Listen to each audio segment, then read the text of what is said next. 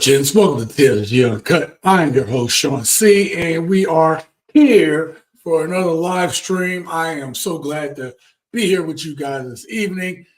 Today's topic we're going to talk about is why most men have completely given up on modern dating. Now, I have done similar topics to this in the past, and typically I've come at it from a standpoint of looking at modern women's behavior. And today I want to slightly do it a little bit different. Not to say that we're not going to look at some of that stuff or we're not talking about that, but we're going to actually hear from men today, right? We're going to look at some clips where men actually describe why they have given up. And I'm hoping that this causes a robust discussion, whether you agree or disagree. That's neither here nor there, okay? And if you are a woman listening to this, instead of being in your feelings about hearing certain things or thinking about, are they talking about me? Just listen. All that rest of that stuff, figure out on your own, right?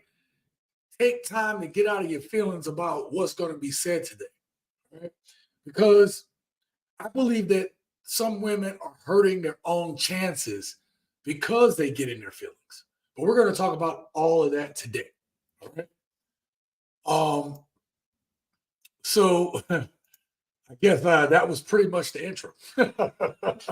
But we're actually going to start off with a little different intro. Before I get further into it, I'm going to start off this discussion with a video clip, because I think this video clip is going to set the tone for the premise of tonight's discussion. All right.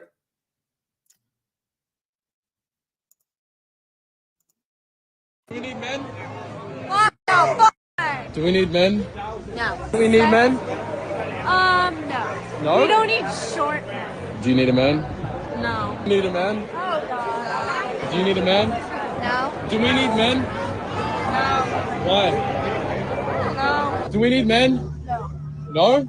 Do we need men? We need men to make us stupid. Do we need men? Do we need men? Do women need men in this world? Do we need men? No. Why? Because we can be strong, independent women. Do we need men? Like, not necessarily, but like, if I can look at them, like, we need a man to look at. Do we need men? No! No, why? Nobody needs men! Really? We do not need men! Why not? Why don't we need men? Why would I need men? So what can you get from someone else that you don't get from a man? The only thing I can get from a man that I can't get anywhere else is dick. Okay. And I don't need dick. Do we need women? Yes, We do. Why? these women are awesome. Do we need women? Of course, Why? they're beautiful. Do we need women? Women make us feel compassionate and affectionate. Do we need women? Of course we do. Do we need women? Yes, Why? because they're hot. And what else? They're hot. Do we need women? I mean, shit, unless they're gay. Do we need women? Do we need women? Yeah. Yes, who's gonna do my dishes? Oh, man, dude was like, yo, who gonna do these dishes? That part of the clip should have made it on. This is what happens when men stop simping. And if you all haven't checked out my latest video on that, check that out. I actually did another version of it. And the reason why I did that new version is partly I talk about why men not simping in those video clips. What did they do? Like, why was it effective? What was so good about what they did? So I wanted to come at that from a different angle. If you haven't checked out that video, or if you're not even a part of this channel, subscribe to the channel because you won't miss any of the videos, okay? And the other thing is, I know I've been putting out good videos, right? Like, I know that the quality of the videos I put out have gotten a lot better. And I know because I've looked at some of my older videos and some of them I cringe, okay? But that's what happens when you're a content creator. You get better at it. And, like now, there's a lot of meaning behind the stuff that I put out. Yes, there's always going to be an entertainment factor to this channel because it's who I am. It's part of my identity. And I hope that you guys can relate to that. but I want it to also be informative, again, so that we see these behaviors out there and we know what to look for and we know what to avoid. All right. So I'm going to do the next part. This is where I shout out the gents. That's you. If you're a part of this channel, if you're a part of, us having this community of people, both men and women, here to be able to discuss these issues, and you leave a comment in the chat, I'm going to shout you out. All right. So let's see what we got here today. Shout out to King. He said, "What's going on, gentlemen? What's going on, King? How you doing? Thank you for being here." DG18, he said, "Let's go. Thank you for coming here. I appreciate you, man. Thank you so much for supporting the channel today. If men disappeared overnight, within 3 years, all northern cities will be abandoned. The population of remaining female will have declined by 70%. All industry will have stopped." Yeah, actually, there is a theory that it would take less than 3 years, right? You're talking about there was absolutely no men to run the infrastructure, the things that keep this city going, keep cities going, keep the population going. This would all fall to crap. This would all fall to nothing, all right? And I know because I was in one of the industries. My career used to be engineering, right? Providing electricity, providing water. These are things, providing air conditioning, right? These services without men, hell, a lot of I did a whole video on this. So go look through my library and I talk about what happens basically with a world without men. And we kind of hypothesize and go through it. So I don't want to rehash that. But thank you all for being here this evening. Okay.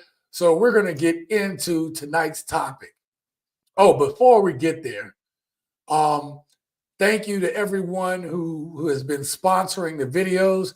If you want to be a video sponsor, either a Cash App or a Super Chat donation to the channel, everything that you guys contribute, go back into the channel. I'm actually looking at some new things, some new services that I want to be able to purchase in order to help support the channel. And, all of that's possible through your Cash App and Super Chat donations. So if you want to get your name down here tonight by being a channel sponsor, I don't care what amount, but if you go ahead and give that, you'll get a shout out down here, right? Your name here. All right. So thank you all for that. Thank you everyone who has been sponsoring the channel.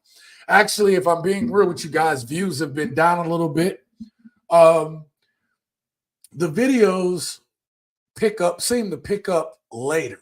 Like I don't get the high initial views like I see some of the people that do what I do, but it seems like my channel gets its views later on. So I don't know if that's not enough of the gents supporting or what. But if you can't even if you can't find it, the ability to be able to help monetarily with the channel, then the best way you can help is subscribing to the channel, liking the videos, watching the videos all the way through. If you find enough value in the video, if you click into and watch the next video, that really helps the video. Leaving your comments, all that type of support actually goes a long way, especially from the subscribers of this channel. All right. I'm going to set up the next video. I have a lot for you guys tonight. And some of these videos you may have seen through the week, but I haven't got a chance to discuss them, and I didn't want to make a separate video on it. So the next clip that I have is how dating has become transactional. Right? Let me check something out. Okay. I also have I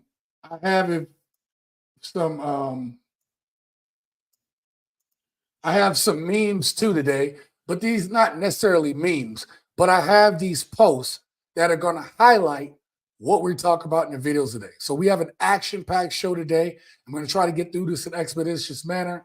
I'll get to as many comments as I can, but I'll do the best I can. So let's get into the first video. And with that being said, let's get started. What happened in your dating experience to where you're now like, eh? It's a lot of pressure on black men, specifically dating black women. And I love black women. Social media and the culture has put a lot of pressure on us. This could be just based on environment. When I moved to Atlanta, you know, women here are very entitled. Did you notice all their response? Oh, really? That's what I heard. Oh, really? We're entitled, huh? Okay, okay. Listen, I'm not blaming anybody, so I don't want this to turn into. When you say entitled, though, break. What does entitled mean? See, but I'm sorry to stop this, but you know that's what we do on this live stream. We discuss this stuff. We break it down to its wheels, okay, to its rims. Notice how this is why we can't talk to you ladies. I'm glad I stopped it here. This is why men are done with dating. We can't even talk to y'all because the first thing you do is get defensive instead of listening. Now, I will give these ladies credit. She didn't jump on his head right away like you see on some of these shows. But the thing that I want you to keep in mind as we go through the rest of this video is he said they seem entitled. Their response was, all right. And then she at least had the wherewithal to say, how so? Instead of being like, no, we're not. Like they didn't clap back at his head. They're giving him opportunity to speak. So will I. I'll say financially entitled. I feel extreme pressure. And I get hit on by white women. I get hit on by all kinds of women. But when I get hit on by black women, I immediately feel this entitlement of I got to pay for something. How many of y'all feel that way? How many of y'all feel like if you were to talk to a black woman or any modern women for that matter, that there's an expectation of finance as soon as you talk to her? Let me know down in the chat what y'all think. Wow. I got to pay your rent. I got to help you with your car note immediately within 2 weeks. Or I'm just saying what I've experienced. I'm not saying that's every woman. Nowadays, if I take somebody on a date, $400 immediately, and I don't even drink. So if she drink, that's a couple hundred. If the hookah is 45, lamb chops is 50, dessert. So by the time Valet. I was just getting ready to say valet. So we didn't spend $400 for me to see if you like me. Say that again. So it's like I'm spending. That's just the first date. You want to go out again. I didn't spend $1,000 on 3 dates just to see if you might call me back or maybe text me back. And then because you're a beautiful woman, if you don't like me, you can go get the next man to do the same thing. So this man brings up a good point. It's like that is women will say that it is us men that are making it about the money, and it's not. We could silently keep all this to ourselves about what we experience when we go out on dates with women who have these expectations, who say, well, you're a man, you should do it. If I am a serious man, and I am seriously trying to find someone to date, someone to be with, someone to call my own, I know I did a poll a long time ago on this channel, and at least half of you guys, if not more, are open to the idea of having a relationship, having somebody of your own. Men have expressed this on this channel, despite what you might think about the gents and what they say in the comments. More than half have expressed desiring that. But there's a but to that. They desire it, but they're not going to deal with the BS to get to it. They're just not. This man brings up a great point. You spend all this money on a date. Hell, you'll be lucky if you make it to date number 3.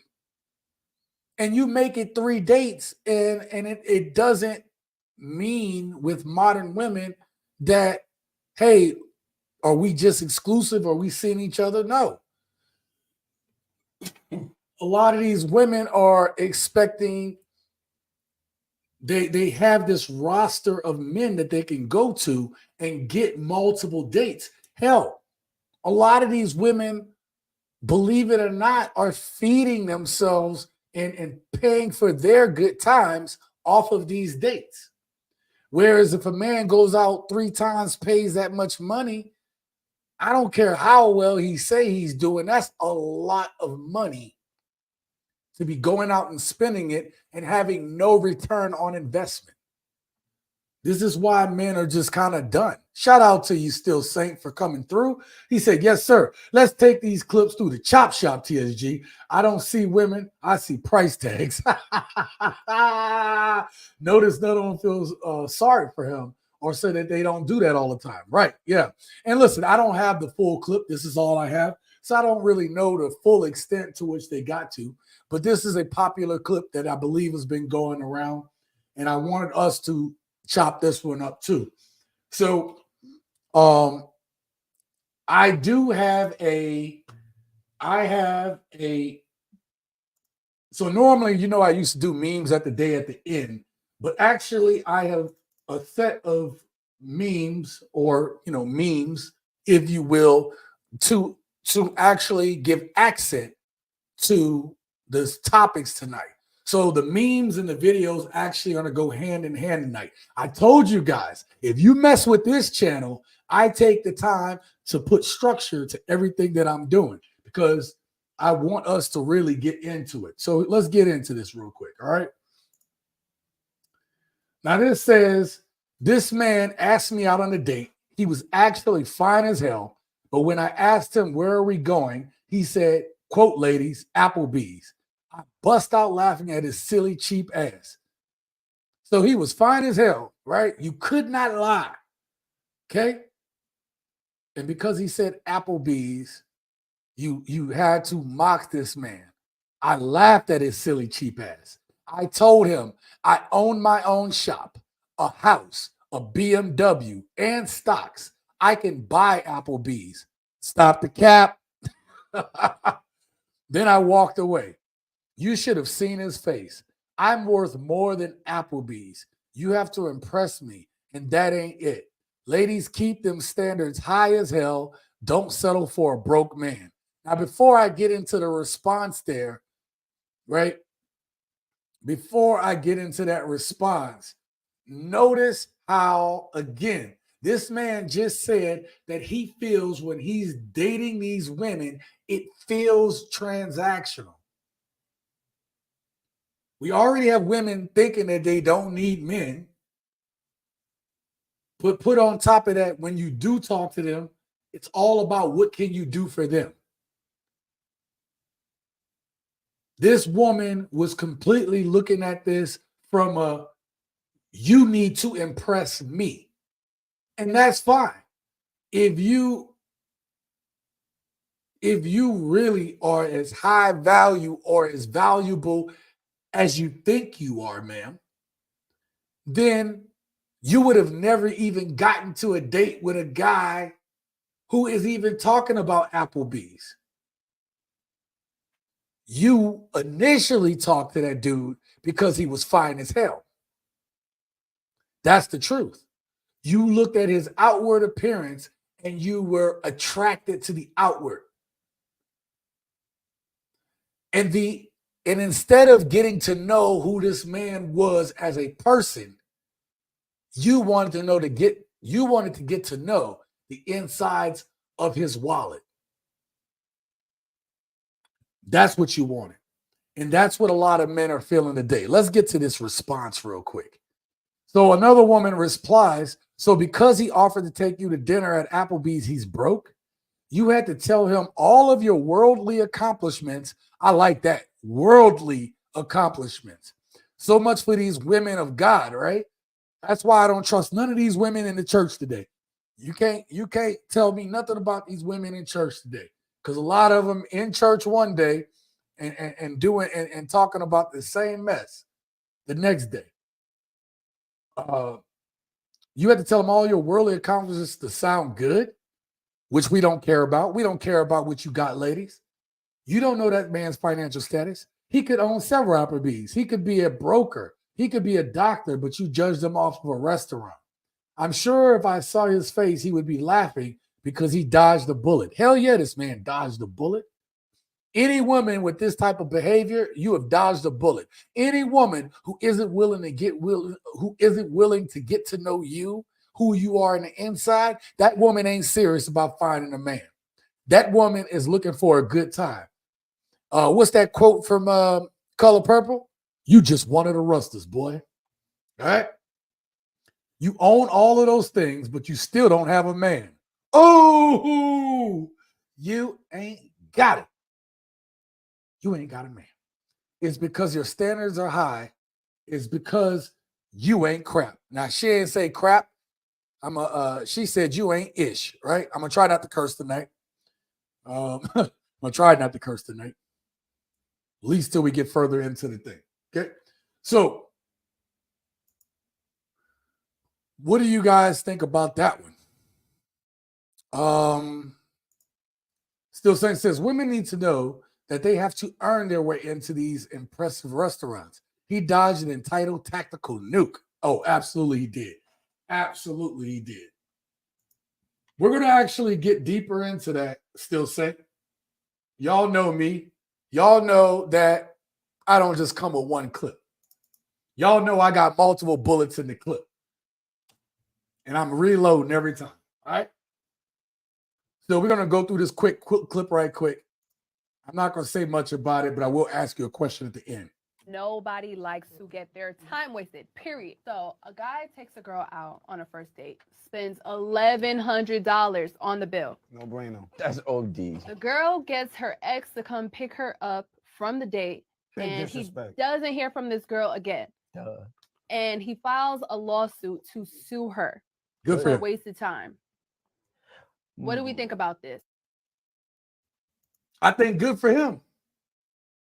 Until there's some type of repercussions and consequences for the actions of modern women, the behavior will not change. If women could get sued for wasting a man's time, and I'm not saying that women have to give it up to a man because he takes her on a date. I'm not saying that. I will say that if you were a woman and you've gone on 2 dates with a guy and you were not attracted to him, shout out to the late, great Kevin Samuels for this, because I totally agree with it. But if you've gone out on 2 dates with a guy and you've already been talking on the phone and stuff like that, messaging each other back and forth, and you don't know if you're attracted to this guy where, you know, for relations, then why did you go on a second date? Why did you do it? The only reason to go on a second date with a man that you're not attracted to is that you're trying to extract as much resources from this man before you cut it off. And that makes you a terrible person. It doesn't make that man a terrible person. It makes you horrible. And there's a lot of horrible women out there that do this on a regular basis. 33% of women say that they only go out with men for foodie calls. And whenever you see these numbers with women, you got to expect that the number is higher than that. Because a lot of women don't like to admit fault. They do not like to taste that juice of accountability. The only juice that these women like to taste is Pookie juice, okay? Shout out to Juju for that one, okay? Juju was like, in one of his comments, he talking about Pookie juice, equating that to Beetlejuice. Okay, they like to taste that Pookie juice, but they don't want to taste the juice of accountability. They don't want to sip from the nectar of accountability. All right, I'll get to your comments in a second. Let me set up this next clip.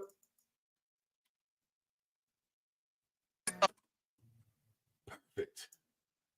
Perfect, perfect, perfect. All right. So, a lot of men, I wanted those first clips to show you guys, particularly if you're a lady watching this. I want you guys to know something. A lot of men feel used by women. Going out on dates anymore ain't worth it. So a man taking you to Applebee's is a real big step up to me, and I'm going to tell you why. Because most men should be just taking y'all for coffee dates now. And women say, oh, coffee date, I know what type of dude you are. You cheap. No, you're not going to waste my time. You're not going to waste that man's time. See, because contrary to popular belief, ladies, men's time is just as valuable as your time. That man that you're dealing with only gets so many breaths. He only has so many heartbeats before he no longer exists. His time is just as valuable as your time. Modern women need to start treating men as such, need to start valuing a man's time. And chances are that man has there's a higher chance that that man has less time on this earth than you do. And because of that, his time is even more valuable than your time. I don't think y'all hear what I'm saying tonight. I don't think y'all understand. I don't think y'all get it. Shout out to Preston. He said, yo, Sean C, TSG, Big Money City homies, and Uncut Peeps. What up, Preston? Great to see you dropping the dope rhymes and a great entrance. Thank you so much. This has happened to several men in the UK, I think. The women sued for wasted time. The women sued for wasted time? Oh, it happened to several men. Women sued for wasted time. How so? How were they able to sue for wasted time? Let me know. To get food, free food and money. Absolutely. That's what we're talking about. I hope our guy cleans her clock in court. I hope so too. The truth nectar, collector of truth. How you going to turn that into a rhyme there, Preston? Thank you. So, ladies and gentlemen,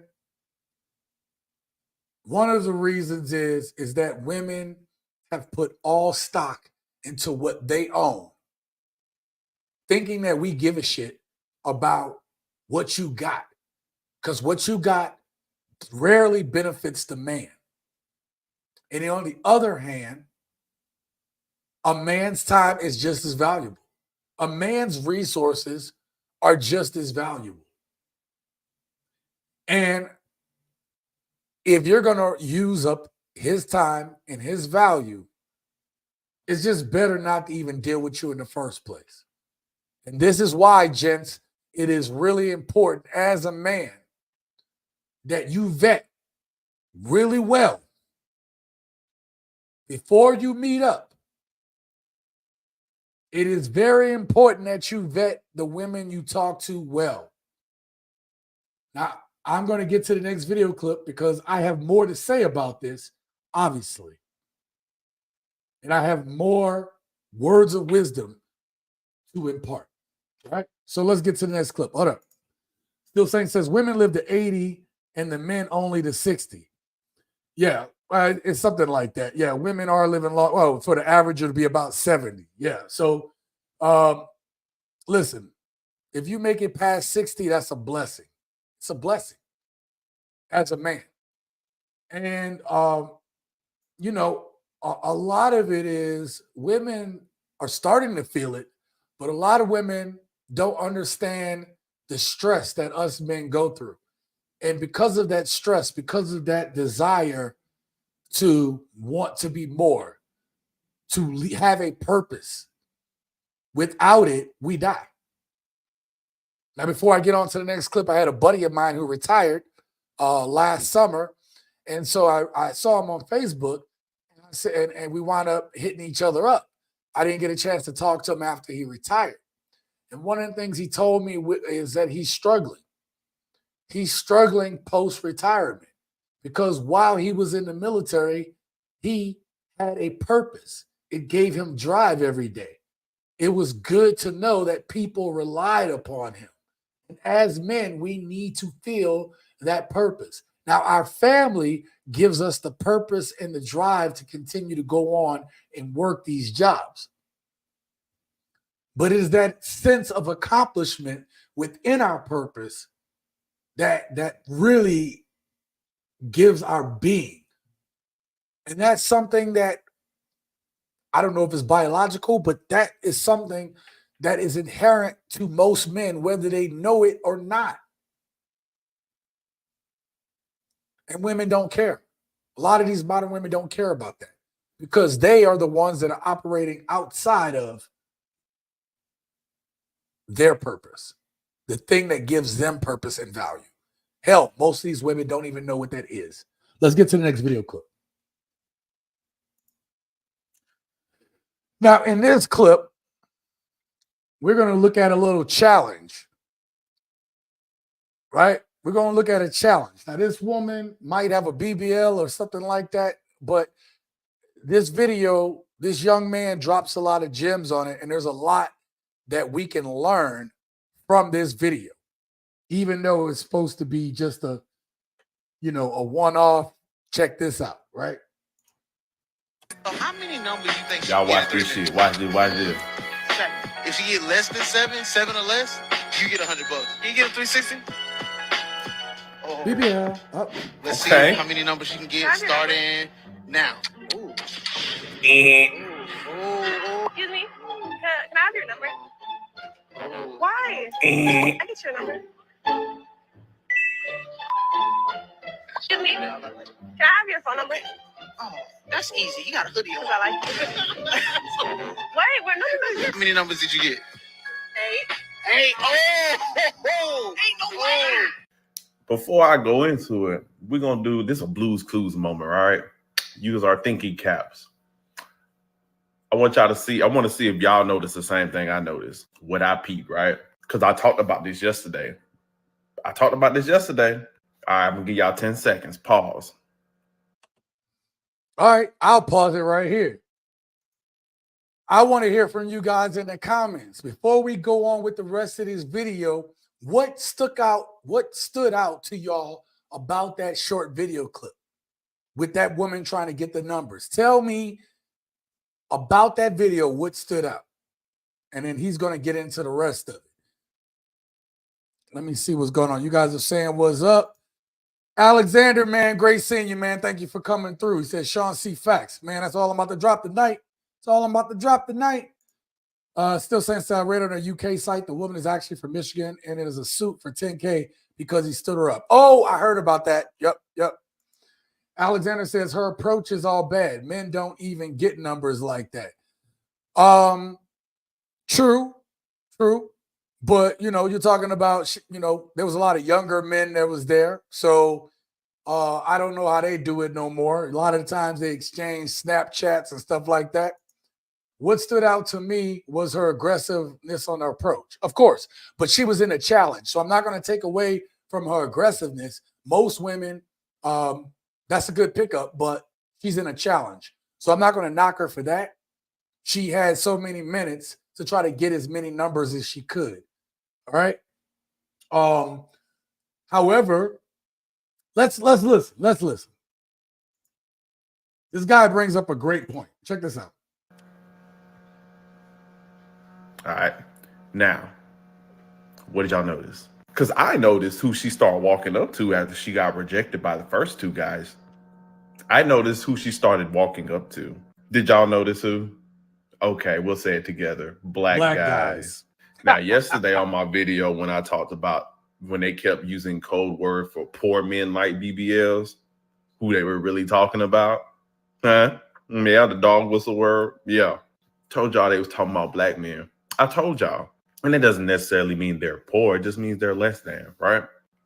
I keep telling y'all, as much as the internet women portray black men to be, you know, these like mentally incapable, hard brute, like sexual fiends and shit like that. I keep telling y'all, at the end of the day, if you line up all groups of men compared to black men, 9 times out of 10, we have the lowest standards as far as what we accept and what we don't accept from women. And that could be personality wise, physically, whatever the case may be.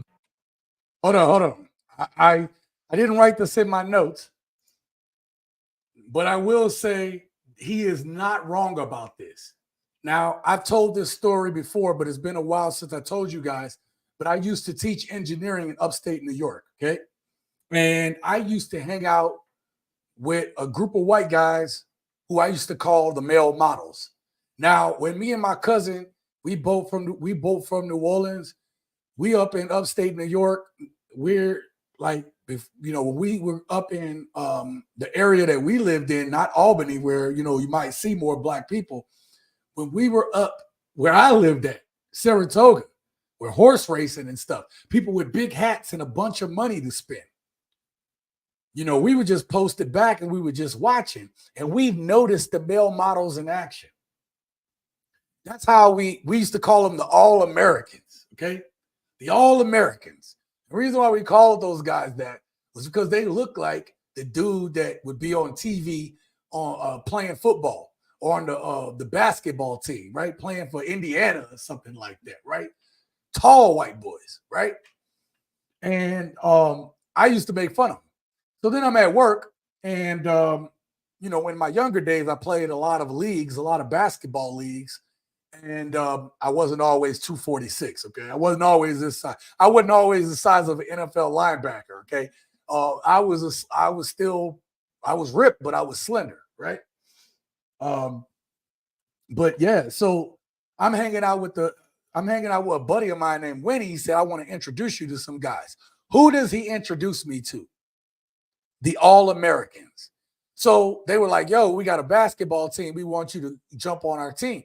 So I was playing with those guys. They're really cool, right? They were really cool dudes, real laid back, right? What you would expect of guys in their 20s, early 30s.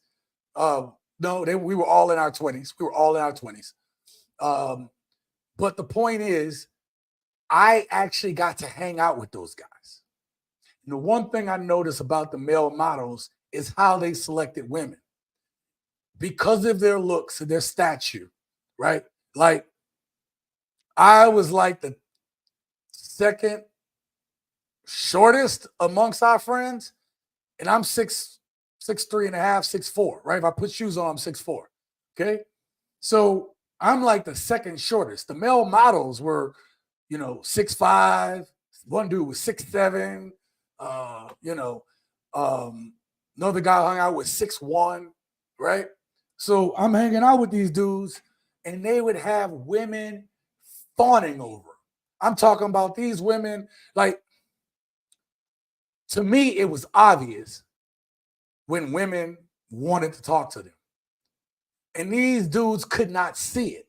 As much as they're used to talking to hot women, they just wasn't used to seeing women fawning over them. Not the way that I saw it, right? And I'd be like, hey, that chick over there want to holler at you. She was like, they'd be like, no, she don't. I was like, bro, I'm telling you. He was like, how can you tell? I was like, look at her right now looking at you. Stare for about 2 seconds, get up with your drink, and go over there and talk to her. She's already giving you all the choosing signals. Hell, I was probably one of the best things that happened to these dudes because I could see everything going on around us. I could see who wanted those dudes right off the bat. It was easy. Like, as a man, you would hope that you could see choosing signals like these guys were getting. What's my point? My point is that these guys, the way they would talk about certain women you would look at and you would think, okay, she's not a bad looking woman. You know, why wouldn't he go talk to her? Nope. They would say things like, she's a skis or this, that, and the third. Like, you don't even know that woman. Like, she just looks like it. They would have women that they would talk to who, I'm not talking about like thick, like a brother might like, but, you know, just got a little bit extra. They would call them type of women fat. I was like, well, damn, if she's fat, then what are you looking at? Oh, like that one right there. I'm like, ooh. She's like model thin. They thought that was hot.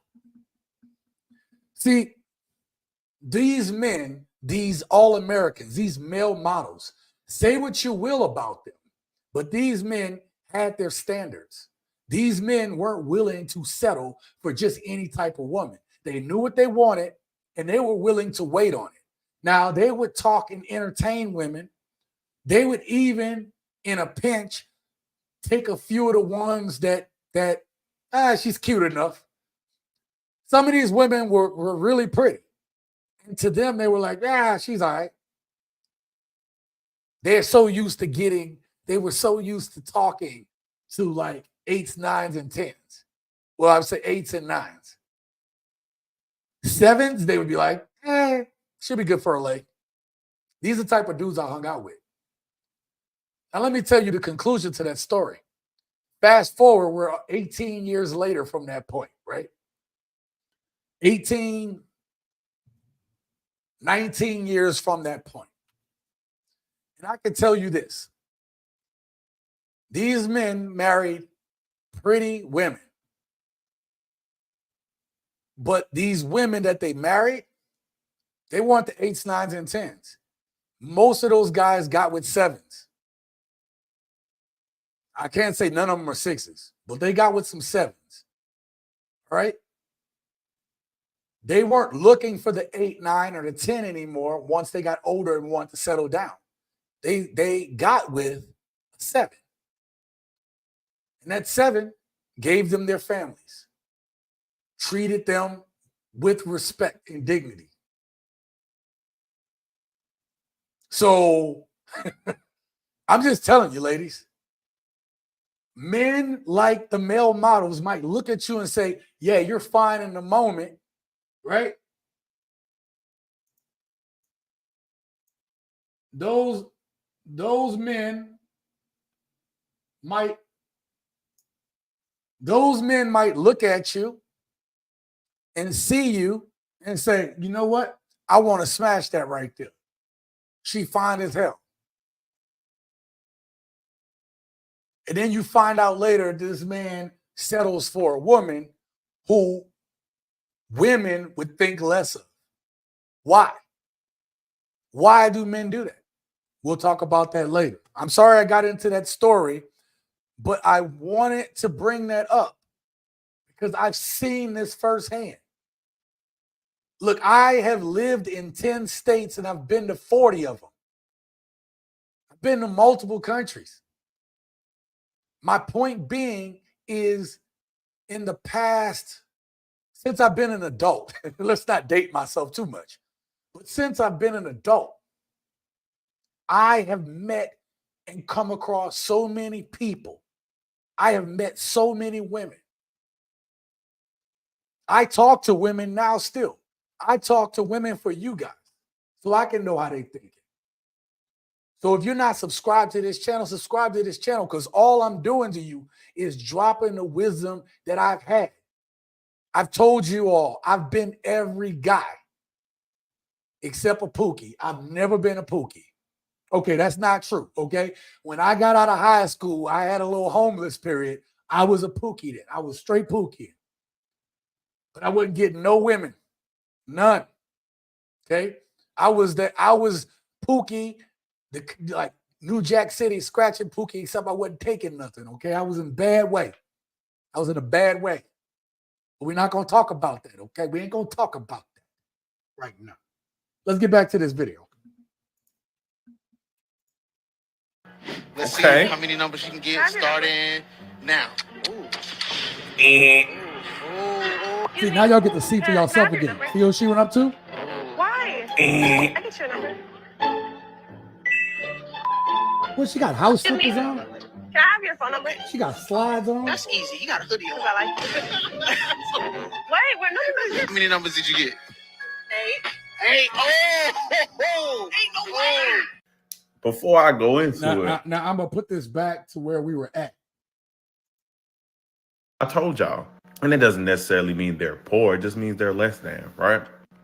I keep telling y'all, as much as the internet women portray black men to be, you know, these like mentally incapable, hard brute, like sexual fiends and shit like that. I keep telling y'all, at the end of the day, if you line up all groups of men compared to black men, 9 times out of 10, we have the lowest standards as far as what we accept and what we don't accept from women. And that could be personality wise, physically, whatever the case may be. And we're typically the most easygoing of the other groups of men. Now, I'm not talking about the gutters of each. I'm talking about general, regular, everyday guys. We're typically the more easygoing dudes. Because you see, she talked to the first white dude, but they look white, so we're going to go there. The first 2 non-black dudes, and they was like, no, they wasn't going for this shit. Even if they thought she was attractive, which they probably did not. they wasn't approachable. They wasn't trying to go for this shit. But all in all, when she started getting rejected, she could always go to Old Faithful, the black guy. dudes. There's layers that can be peeled back, but we're just going to keep it on surface level because the full video on YouTube showed her walking up to nothing but black dudes after that. After she kept getting rejected them first couple of times by the non-black dudes, she started going up to nothing but black dudes. Brothers, we got to do better. Yep. So I found it interesting when he talked about that, right? When he said that on the YouTube that she actually was, when she got rejected, she went to black dudes. She realized that's not who she necessarily wanted, right? Let's keep it a buck. Black women like to say that, oh, well, y'all want to run to white women, which basically is any women who ain't black, right? She could be Hispanic. You want to go to a white woman. She's Hispanic.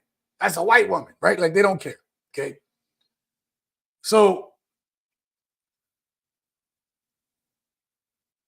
believe it or not all white women are crazy over black dudes.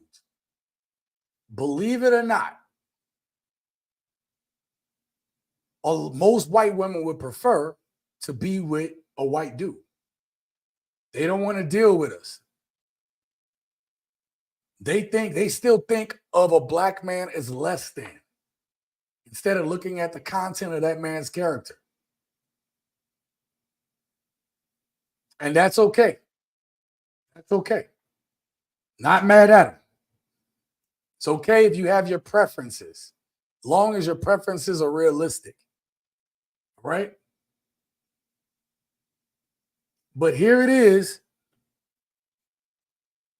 These women know that black men go for certain type of women.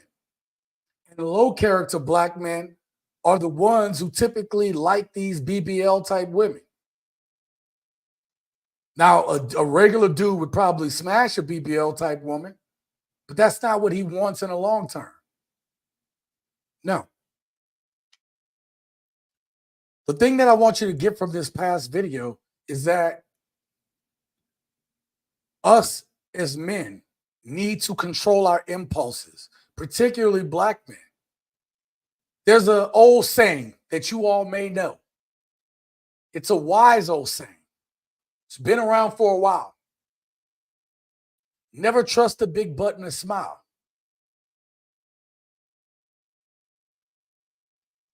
That's by the great philosophers, Pell, Biv, DeVoe. Very popular Renaissance group, if you will. Never trust the big butt and a smile.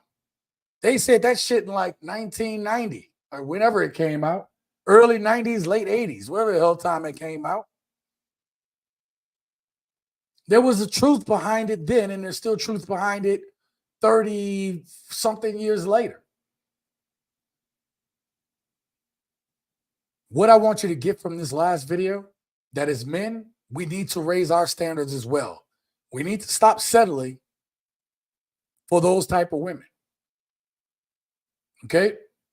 Now, I want to highlight, I'm not going to get to all of your comments. I'm sorry. That's why I tried to put them up on the screen.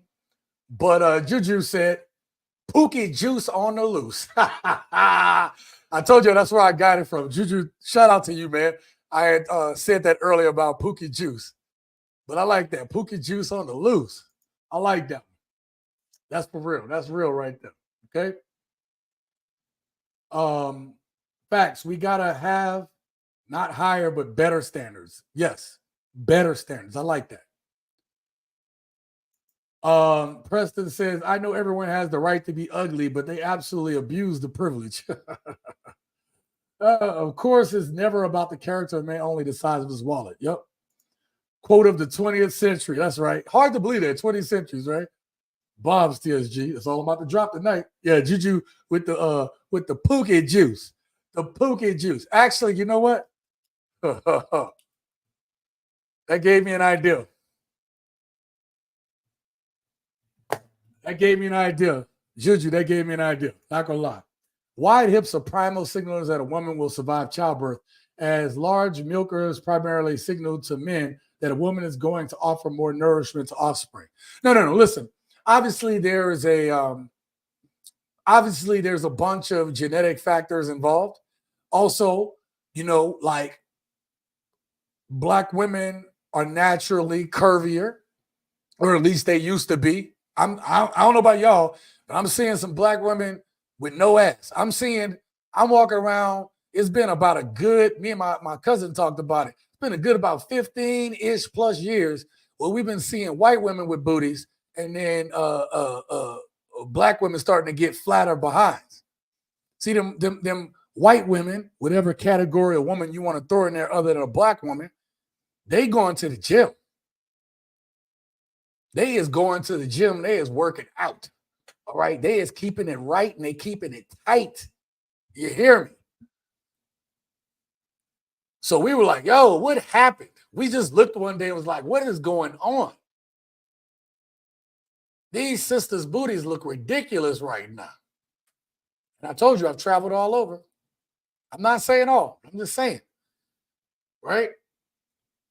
And we're going to talk about that. We're going to talk about size of women at the very end of this. So please stick around for that. But there is standards that we need to maintain. Now, I don't want to stay on that too long because we have a lot to get to today.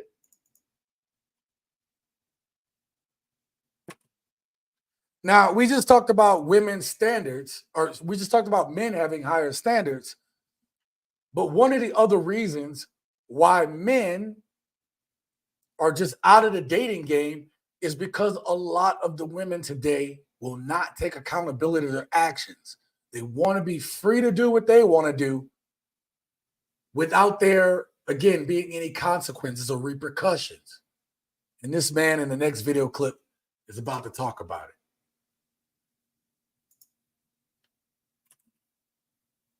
You want to know what men want? We hate the fact that y'all don't take accountability. You rather shut down, flip the script, start crying, turn red, act like you can't breathe and you're going to die and you got the hiccups, the invisible hiccups. You're right. We hate that. It is so annoying because right. it's rare y'all ever wrong. And then the one time you wrong, you're going to die from it. Right. You're right. We got to admit we wrong even when we not. We got to admit we wrong all the time. So I put that clip in there because this is another reason why men don't want to talk to women nowadays, why men are done with modern dating. Men are done with modern dating is because women will use everything they can in order to get their way, even at the expense of not being wrong. They can't take it. They can't take when that mirror is held up to their face and they're held to account for their behaviors. See, we as men, we get held to account to our behaviors all the time. Even when women say like, well, what about all y'all men out there making all these babies? No, baby, that ain't all men. That is a select group of men who are out there making the babies outside of marriage. It's something like less than 20% of the men are the ones creating the babies outside of a marriage. All right? We're not counting, separation, divorcees, or we're not talking about people that are married. We're talking about single men who are creating the kids is less than 20%. And right now we're talking about Black statistics. Over 50% of Black men are single and childless. So when you say y'all making these babies, no, baby. The ones who are creating these kids is the ones who skeeting that pookie juice. Okay? They skeeting that pookie juice. And the sad part about it is y'all women are sleeping with the same dudes. So then when you start hearing women talking about, the dudes giving me this and doing that, we catching this, y'all, it's because y'all sleeping with the same dudes. Y'all don't want to talk to the regular dudes. Y'all want to talk to Pookie Demon Juice, Pookie Juice and Demon Juice. and you wonder why you're in a predicament that you're in. I just put out a video about these terrible baby mamas. If you haven't seen it, go check it out.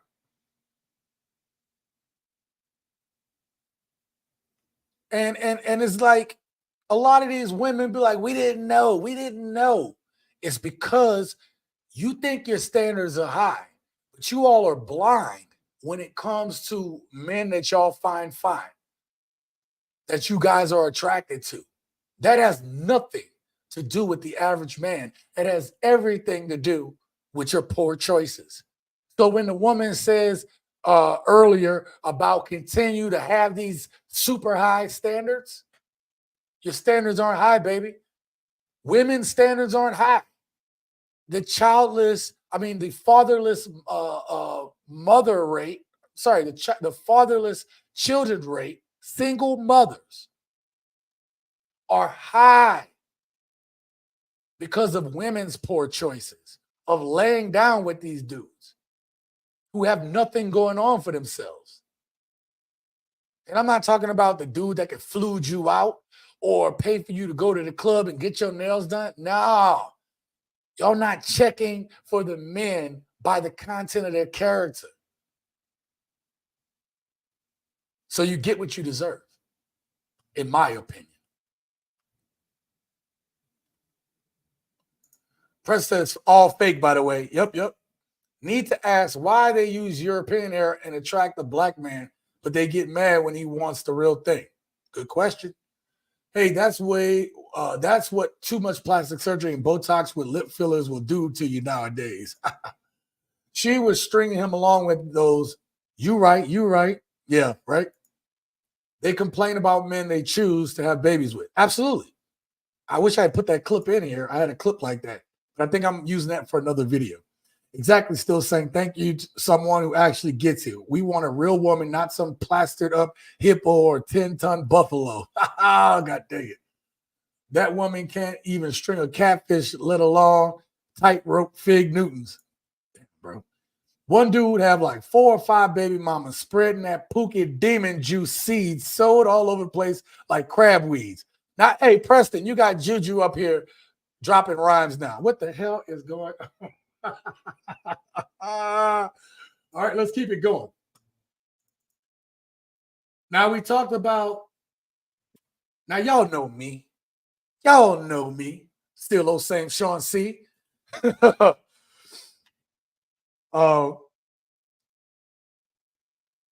I put these clips together in certain orders for certain reasons. We just talked about, that man talked about how women use sign language in order to get what they want, to get their point across. Well, the next clip is from the master, the creator of the term sign language: shame, insult, guilt, and the need to be right. The late, great Godfather, coming up, his birthday will be coming up soon. It would have been coming up soon. Kevin Samuels. Shout out to Kevin Samuels. Rest in power, brother. Our next clip has to deal with him. Kevin Samuels in his next clip is going to be talking to a woman who gets caught up in her own delusions, not realizing what he's saying. She can't hear what he's saying. And I want you guys to pick that up. Even when he brings the truth to her, she can't get it.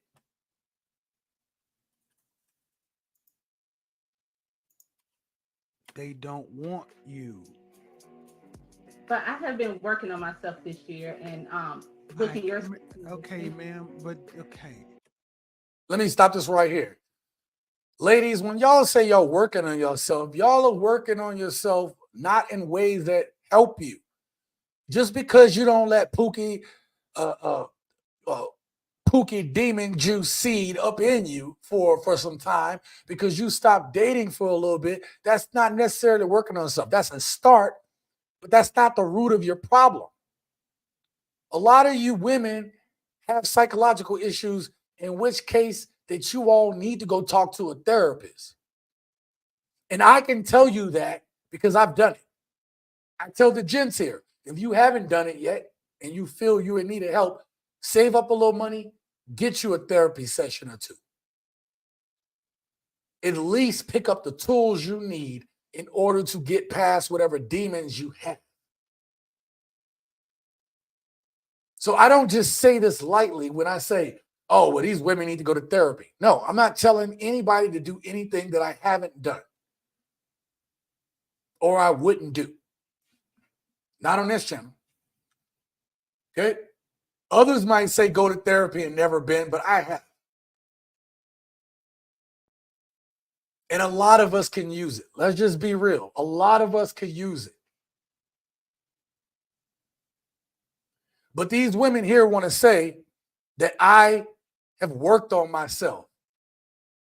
And how do they work on themselves? Again, they don't talk to dudes. Maybe they don't give it up as much.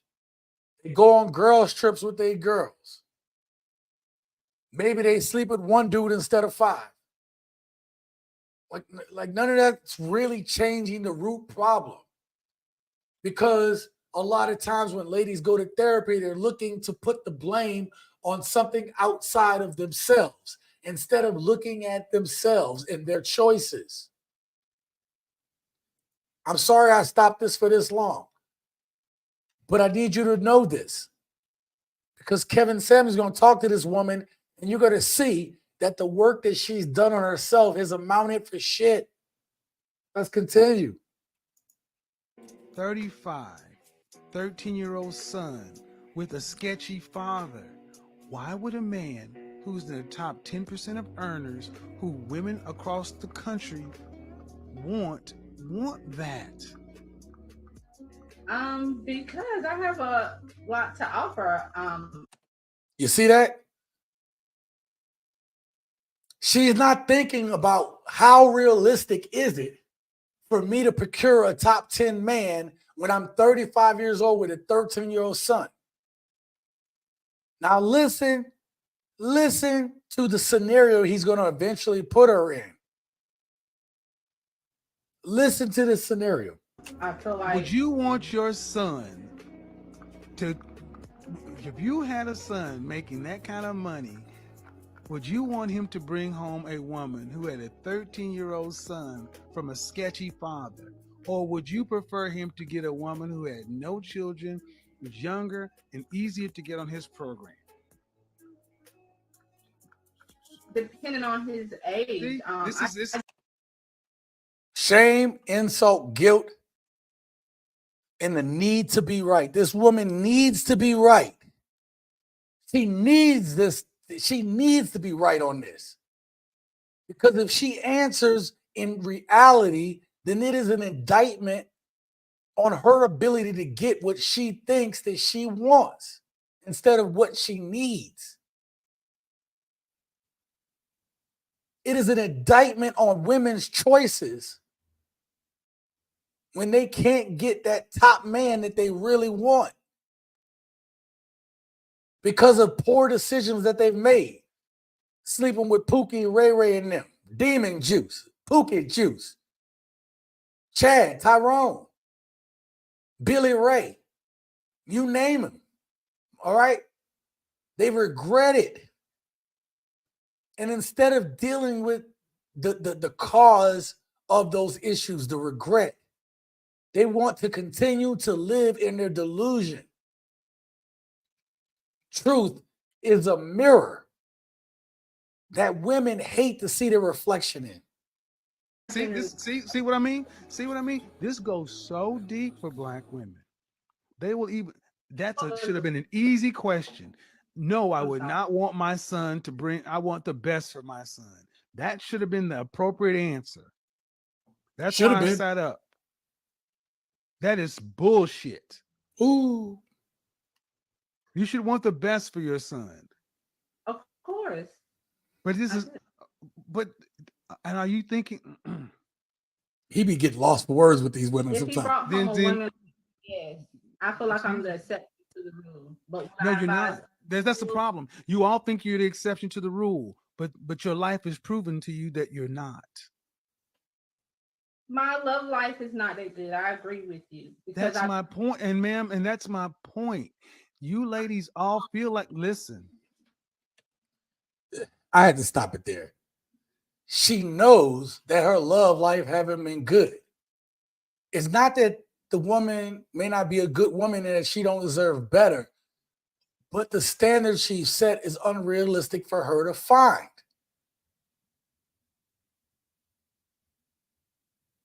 There are men, I know a lot of you guys say, oh, I wouldn't date a single mother and this, that, and the third. And I told you guys we would do a live stream on it, but I will not do a live stream on single mothers until I have everything that I need in place to be able to talk about it from all angles. But in some cases, it's not to say that nobody may find value in this woman. He just may not come in the package that this woman thinks that she deserves. Or I can say deserves. See that word deserve. These women think they deserve certain things. And I just put out a video the other day about a lot of these women date men. They will sleep with men in lower tiers than they are. Lower tiers, right, than they would normally want to talk to. But if they averaged all those dudes out, they would see the number is closer to what their number actually is. That number would reflect what their number really is. Listen, I've dated some less than women, but I've dated some really beautiful women that have had a lot going on for themselves. I can say that. But then when you average it all out, it comes up to about a 6. That's the truth. My average, if I'm being real, is about a 6. That's the woman I should be going for. Maybe a 7, but a 6. It's most likely going to be a 6. It ain't nothing wrong with a woman being a 6. It ain't nothing wrong with a woman being a 5. We've set these standards to a place that don't make sense for who we are. And let's be real. I don't even get along with women who are 8s, 9s, and 10s. I don't get along with women who have that type of personality, who think so high-minded of themselves to even rate themselves that damn high. I don't get along with them. I mean, I can be in a room with them. We can have conversations, and I have. I've talked to some very beautiful women. But they wouldn't appreciate a man like me. So I'm not attracted to them. I'm realistic in my expectations. And a lot of modern women aren't. you ladies all feel like you're the exception to the rule. And then when someone like myself comes along and gives you a dose of reality, instead of just accepting it, it's like, yeah, but I'm special. You don't know any men on this level that are not your father, that aren't related to you. That means you don't know these men. You don't know where to go get them. You don't know what they want. But you're still saying, pick me. They don't want mid-30-year-old baby mamas. I'm trying to be polite, man, but they don't want those. Can I ask you a question? Did you hear what I said? Yes. She wasn't going to let it go. She's going to try to figure out a way, or she probably in that video clip was trying to figure out a way to justify how can she get better. But she don't realize that if a man is a top 10% earning man and he has no kids, why would he date a 35-year-old woman with a 13-year-old kid when he can get him a younger woman with no kids and create his own family legacy? You women can't get past that. And when you can't get past that, that goes into your delusion, how delusional you are. And this is another reason why men cannot talk to modern women today. This is why men are done with modern dating, because women don't have they don't have these quote unquote high standards. They have unrealistic standards because you can still get with an average guy or at least somebody on your real level, not this fake shit. You can still find that man and have higher standards of that man. Do you get what I'm saying? You can still have high standards of a man who's an average guy or a regular dude. You have to ask yourself, and we all have to ask ourselves, why do women have these unrealistic expectations of the men that they're with? Why? I tell my kids this all the time. I always tell them one of the most important things that you can learn and get to in a place in life is to understand the why. And I've said this many times on this channel. If you look at the Matrix Reloaded, they went to the Merovingian trying to get the keymaker, and they didn't know why they were getting him. They were just told to get him. So they went to go get the keymaker. They didn't know why they were getting him. They didn't understand the keymaker's importance. And the Merovingian said to them, you come to me without the why, which means you come to me without any power. You have no real power if you don't have the why. My daughters don't really like dealing with their mom anymore, especially after they saw how she treated them. And once we finally got to sit down and talk about my side. They've been hearing my ex bash me the whole time, but they never heard my side. And once they pieced it together, okay, this is what dad says, this is what mom says, and I didn't lie to them. Okay? I even told them where I went wrong. I didn't hold nothing back. They were able to piece it together for themselves, and because of that, they don't deal with her as much anymore. But I said, that's still your mom. You only get one mom. She's not going to be here forever. And because of that, you need to understand the why. So I gave them the why. I gave them their mom's backstory and the things she's been through to be where she's at. Not so that they can kumbaya with their mom every day. No, so that they can have the why to deal with their mother. How many of these modern women out here today are operating and they don't know the why? And if you don't know the why, you have no real power. And a lot of these modern women are operating, they're going for the keymaker, but they have no clue why they want him. And this has all been planted. The behavior of modern women has been planted since I was a little boy. Since before I was a little boy. The seeds of the women we have today have been planted some 40, 50 years ago. And we still don't know the why.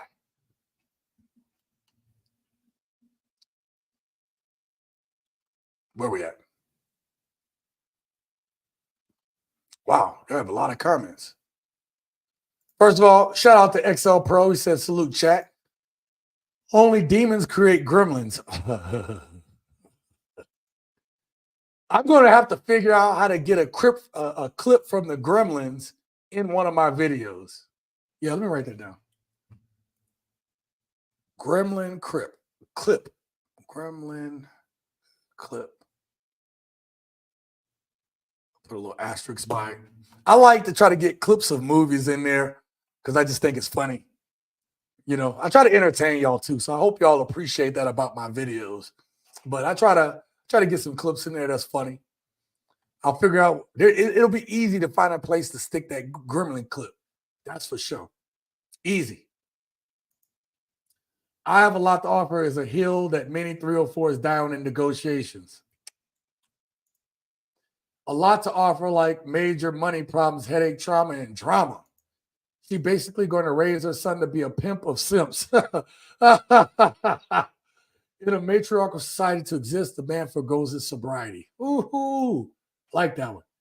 Hell, can you literally blame him? It's not the man's fault that he has to talk to these people like the idiots snorting too much shit. I like that. And I'm rolling in the new grindstones for this X. I have for that baby mama stream. I'm rolling in new grindstones for this axe. Oh, battle axe, yeah. I have for this baby mama stream. Yeah. I know you waiting. I know you waiting still, Saint, for that baby mama live stream. And that's fine. I want us to be able to talk about it because I'm not saying that you're wrong in your beliefs. But I'm saying that still, Saint, when we talk about it, some men need to be realistic about what their options are. Okay. Kevin Samuels always kept it real. Rest in peace, KS. Yeah. I hate that. Can I ask a question? Verbal disarm attempt. You noticed that, right? Shame, insult, guilt, and need to be right. Kevin Samuels was absolutely correct. Kevin Samuels always give them wake-up call because they're always asleep from being delusional. With DG18. Women, thanks to social media and dating apps, now have an inflated sense of value. That was another thing that was introduced in this reasoning, this why of how we get to the women that we have today thinking the way they are, against their own interests, against their own value, against their own nature. They don't even see it. And instead of listening to what I'm saying, they'll just get insulted. Conviction equals power. Yes. Women get offended when someone verbalizes their poor life choices, but the reality is men might want the woman, but he don't want their children's. King, did you put children's in there? That's funny. Damn Gremlins is a classic, man. Bro, this is off topic. Sorry, you guys. Just give me 1 second. My favorite scene in the original Gremlins is when that old lady was trying to get away from the Gremlins. She gets into the chair. It short circuits and it sends her flying out of the window and she falls head first into the snow. Bro, I bust out laughing every time I see it. Now, my girl knows this about me. I have parts of movies that just make me laugh uncontrollably, almost like if I'm on a roller coaster. That scene where she shoots out of the window in Gremlins, bro, that should have me rolling. Okay, we watched Charlie and the Chocolate Factory. I know some people don't like it as compared to the original, but there's a scene on it where Charlie actually finds the golden ticket. And the black man that speaks up, he's English, but the voice that comes out of his face. Now, the way I say it is a lot more embellished than what he really says in the movie. And I found that out after I played it 4 times in a row. But it is still no less funny. So when Charlie had that golden ticket, the black dude was like, "You found it? Willy Wonka's golden ticket." Yo, I laugh every time, bro. I'm like, bro, y'all don't even know. I just find humor in some of the craziest shit sometimes, man. Bro. Yeah, I love the videos, man. Everybody saying facts, smoking all. Yup. Yeah, clip that part. So, that's why I try to make this entertaining too. We're talking about these subjects, but you guys are giving me your time. I want to make it entertaining. Shout out to Kevin Samuels. He tried to tell this woman right. She was not trying to hear it. I have another clip that we're going to talk about that goes along with this. This is a very short clip. Let me okay, perfect. I don't have anything before it. I got to look at my notes to make sure I get the I don't miss anything. So, all right. No, look, I really hate when certain women be like, "Oh, well, I'm kind of hard to handle. Like, like I need a man that can handle me." No, bitch, you're a burden. Short clip. I told you it was a short clip. The reason why I played that clip and put it in there is men are realizing that dealing with modern women today are burdens, which is why a lot of men are single, childless, not dating, becoming passport brothers, going their own way, coming to channels like this one. Thank you, by the way. Make sure you hit that like button. If you guys haven't hit the like button yet, please do that for me. And again, if you want to become a video sponsor for the day, you want to get your name down here, a simple Cash App super chat will do. Everything that you guys give, I put back into the channel. I put into like this beautiful ring light I have here, and you know, all the stuff, even the blue lights around, all that was based on you guys. Okay. I don't profit off of this channel. I'm not making big bucks off of this channel like some of my contemporaries might be. I'm willing to take the time as long as it takes to grow this channel to where it needs to be. Okay. Where are we at? The one thing I want you to get from that last clip is that us men need to learn to walk away. When women are being burdensome, they're being a handful. If they're getting to the part where they are burdening you, you got to be able to walk away, no matter how much you love her. You know, no matter how much you care for her. I'm really starting to believe that us as men love harder than women. And Chris Rock said it perfectly. Women and children, and sometimes even dogs and cats, can get love unconditionally. But a man isn't loved unconditionally. There's always a condition on a man's love. He has to look this way, be a certain height, make a certain amount of money, D me down a certain way, give me the dizot a certain way for him to be loved. Okay.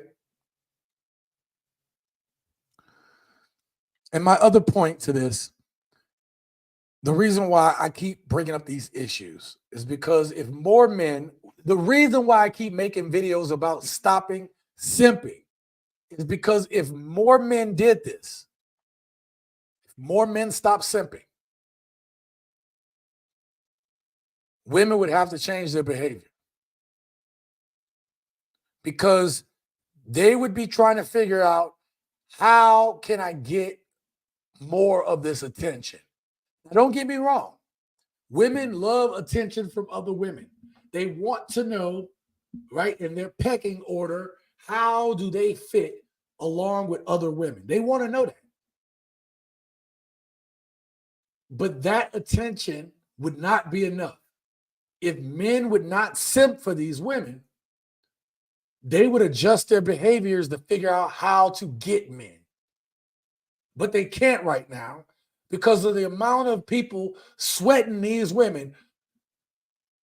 I wrote an article, right? I wrote an article on my blog. I'll show you guys the blog later, but one of the passages or one of the sections that talk about 5 things that men need to do to stop simping. In that blog article, one of the things I talked about is men need to stop over commenting and over liking women's posts. If men stop liking and stop commenting on these women's posts, oh, you looking beautiful today. You're doing it and it's fruitless. She don't give a damn. She's going to internalize this attention and she's going to eventually give it to the real man that she wants or the real man that she's with. She's not going to take your attention and love you or like you anymore. Have we become so desperate as men that we need these women's attentions like that to just heart and leave a comment so hopefully she says something to us? It's not worth it. They don't really care. I don't even listen. I rarely go on social media anymore, to my detriment, because I've missed some messages from people, and it's messed up some opportunities. But I don't go on social media a lot, other than YouTube, Facebook, to post a few things. I do have a TikTok channel, TSG Uncut, all one word, TSG Uncut. on TikTok. And the reason why I do that is I'm trying to build the brand name up. But the most important thing is we need to stop simping for women who don't mean us no good, who are not giving us the attention that we want and that we deserve. Because your time is equally as valuable as hers. You only have one life. You have one life, just like her. Don't think that you're valuable. Know you're valuable. Okay? Now, I believe where we at? Okay. We're gonna get to clip 10. Oh, wait, I'm way ahead of myself. Sorry. We're gonna get to clip 8. Clip 8 is gonna go into okay, got it. We're gonna go to clip 8. We're gonna talk about more of this accountability, and this man is gonna summarize it perfectly. Oh, before we get there, let me catch a couple comments. I'm not gonna be able to get all of these comments, so I'm gonna start from here. Thank you, Alexander. I'm going to definitely do that. Love is dead. It's done, and women killed it. Congratulations, you got exactly what you wished for, and it came true. Shout out Tiny 2.0. They always turn and show their ass every time, bro. Every time. Still says, Amaranth, the Twitch streamer, is a millionaire off of simp donation who she ignores. Boom. A millionaire. We got to stop doing this shit. I don't want females' attention. I want her compliance. All right. Yep. Facts. I haven't commented on pictures since MySpace. I commented on one. It was my ex-wife's before we got married. Stop liking the thirst traps. Yeah. See, like, it wasn't bad when all this first started, but now that we've seen the monster, that we've created the monster by liking and commenting on posts. We created the monster. We have created Frankenstein's monster. We can only get the toothpaste back in the tube if we're willing to stop using that toothpaste, that brand of toothpaste, and change. Tiny 2.0, especially when they see a camera. Yep. All right, let's get back to the video. This post is for the men. If you're out here and you got a decent job and you take care of yourself and you can provide a home and stability, you are a fucking catch, right? In today's society, you are a major catch. And I'm telling you this because there's a lot of y'all, right, that are dealing with extremely unappreciative women. You got to argue to get head. You got to argue to have sex. You got to argue to get a massage. You got to damn near fight her to get dinner made. Get her the fuck out of your life. There is a gang of women right now that will not only love you for everything that you bring you to the table, but they'll treat you like the man that you're supposed to be treated as, and they don't mind helping out with the bills, and they don't mind cooking every single night, and they don't mind sucking dick on demand. Why would you ever have somebody in your house that brings nothing to the table but a headache? You are a catch. You're a catch and you don't even know it. And the crazy part is she won't leave you only because you're the safe option, but instability, but she doesn't respect you. You deserve to be with somebody who respects you. You deserve to be with somebody who was in all of you. If you're dealing with anybody that's draining your energy, they in your house, they don't help with no bills, they barely cook, they barely clean, they barely do any of their womanly duties, get rid of her today. You can hire a nanny. You can hire a chef. You can hire a prostitute. Respectfully. Look, I let that one play out because it summarized a lot of what I was trying to say before the clip. It really did. All right.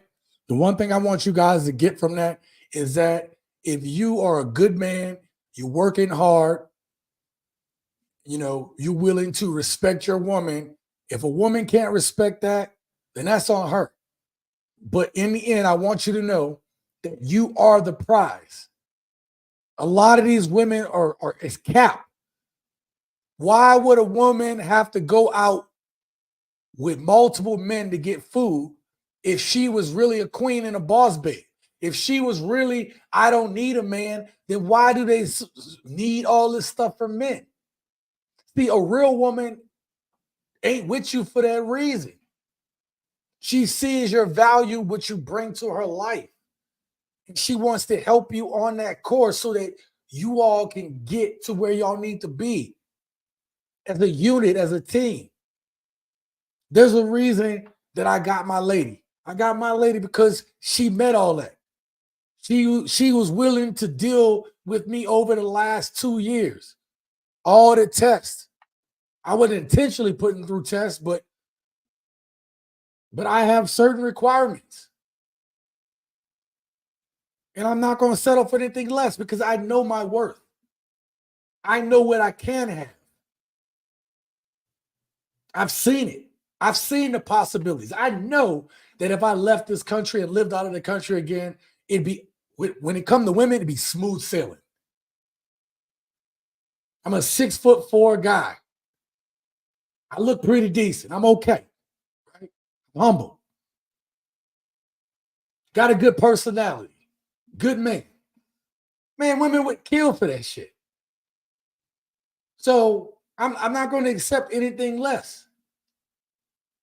And just because the women in my life who have come through my life didn't see that value, I'm not going to knock them for that. I'm not everybody's cup of tea. I'm not.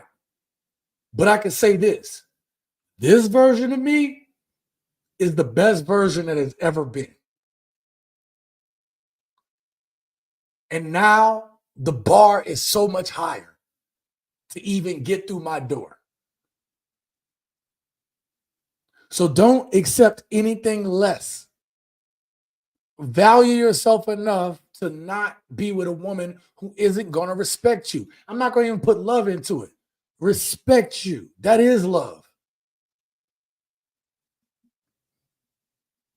Find a woman who is going to bring you peace along with that respect. And last on this topic, be willing. I said the last on this topic, I had something else to show you guys. But you have to be willing to walk away. You have got to be willing to get up from the card table. Okay?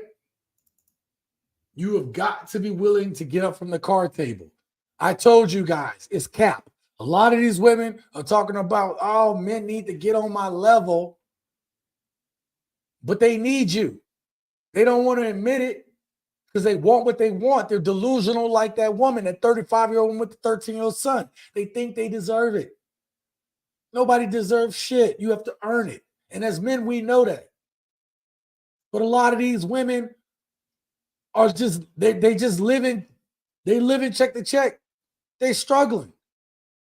Shout out to JR Wisdom. But on his video, he had a video out today where a woman was in her car and she was talking about how she's struggling. She got like all these creator jobs and she's driving for Lyft or Uber. And she wondering how people, has they able to go out and do things because she can't afford to do it. She ain't got the time nor the money. 63% of Americans are living from check to check. So it's cap. It is cap. These women out here saying we all are boss chicks out here. That's a lie. Hell, if I didn't have savings, like my BMW had some issues. If I didn't have some savings, I'd be busted right now. Your average American don't even have $400 in their account for emergencies. Thank God I had way more than that because this BMW has cost me some money. Love driving it, though. It's a nice car.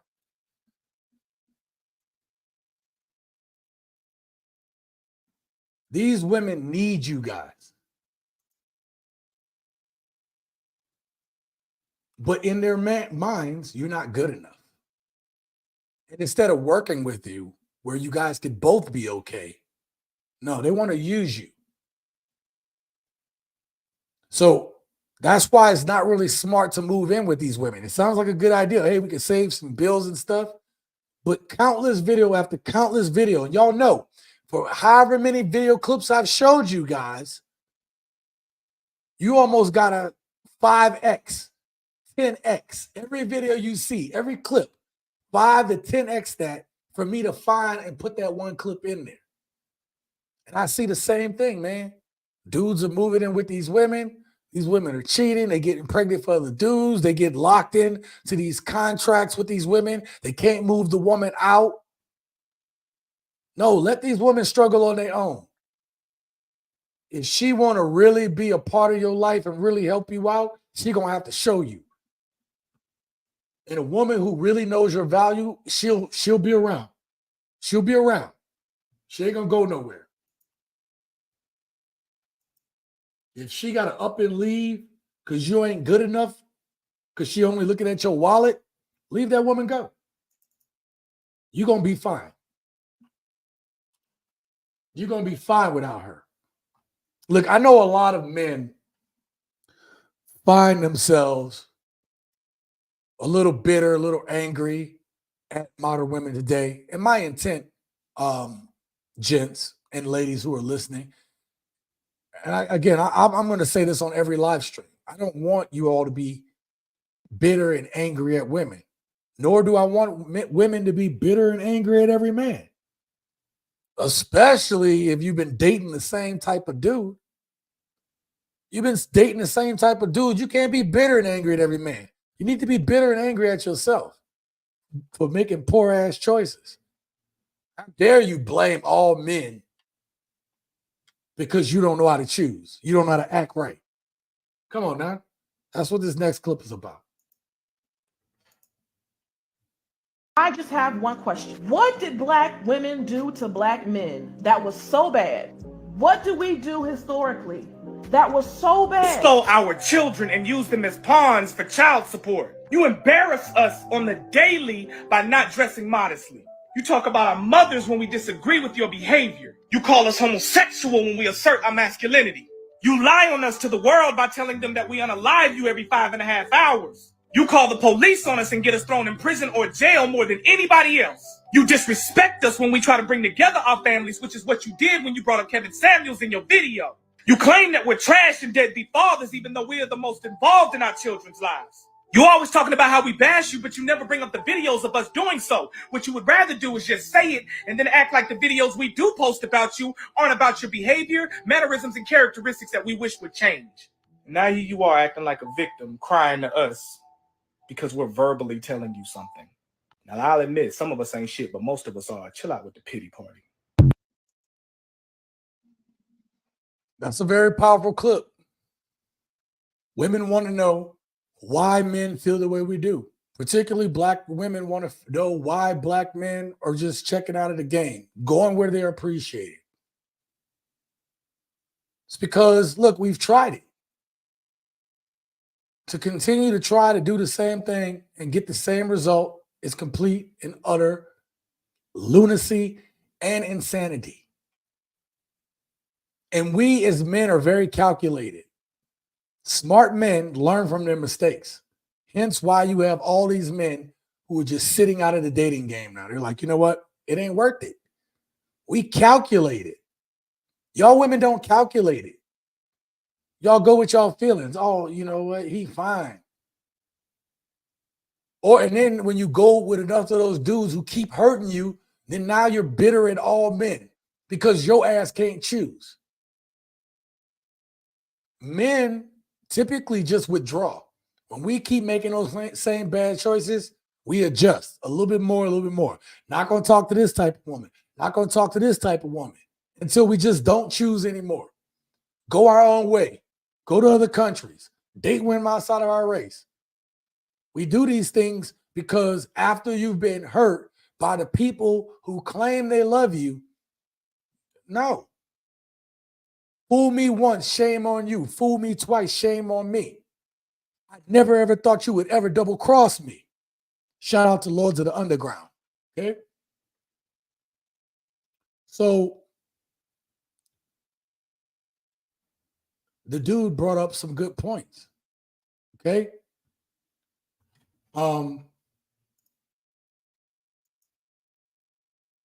You stole our children and used them for pawns for child support. We're going to talk about that here in a little bit.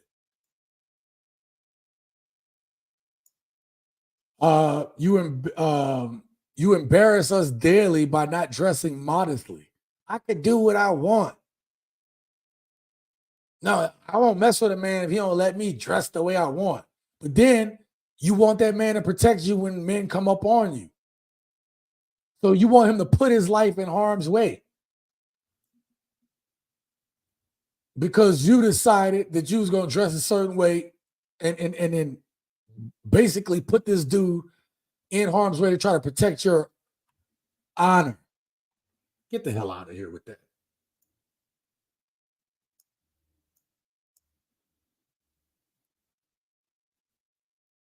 Talking about our mothers when we disagree with your behavior. What he means by that, if you don't know, is, oh, you know, they'll say, oh, you're a mama's boy, or, you know, you must don't love your mama because we are telling them something to help them out.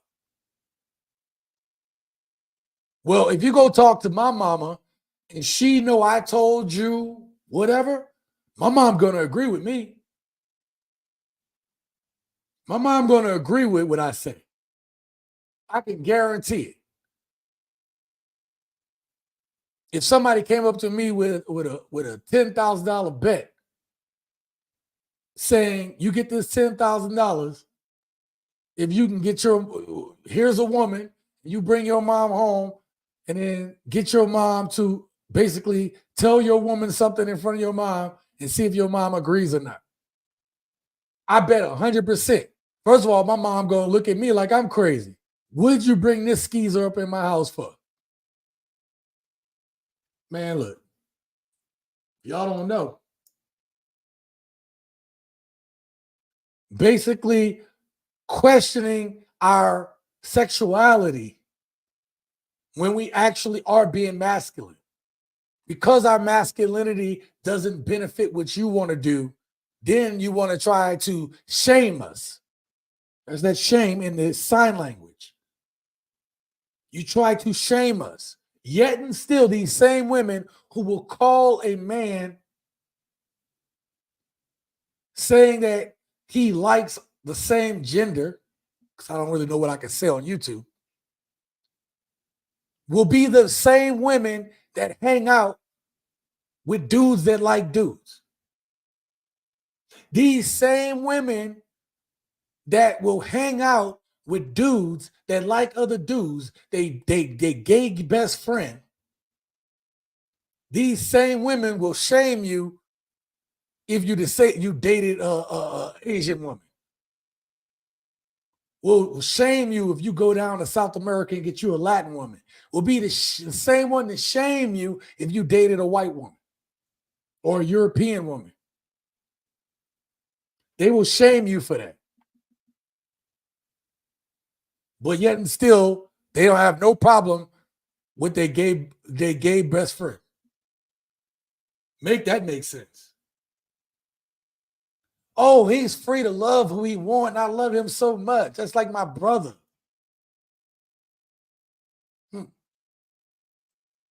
Interesting.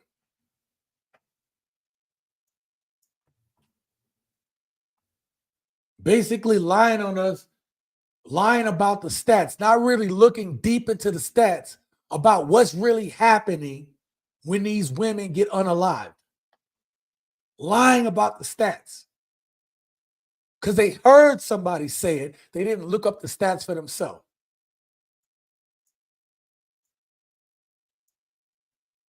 To me, this is a huge betrayal. My first wife did this to me. And I did a poll on this channel, right? I said, one of these things happened. Actually, I've been through every one of those things. But the one that I added was basically when she would call my job, call my command. If y'all don't know, man, the military was about to kick me out, man. Or not kick me out, but they were like, yo, we know you're not doing nothing wrong, but she can't keep calling her every day like this, or it's going to be trouble for you. Even though my money paid for us to live, all of us.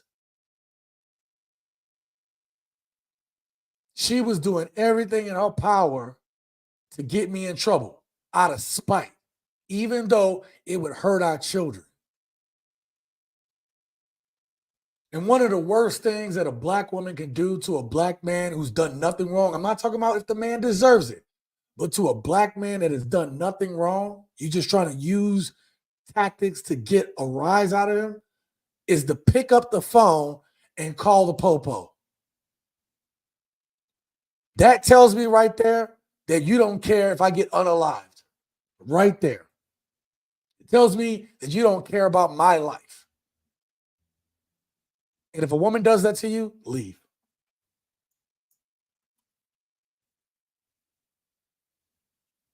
Yep, they want to shame you for watching Kevin Samuels videos. If we go ahead and try to tell them things about their behaviors, then we're toxic, we're bad. We're not degrading you as women. We are just talking about your behaviors. Your behaviors are antithetical to having solid relationships, for us having families.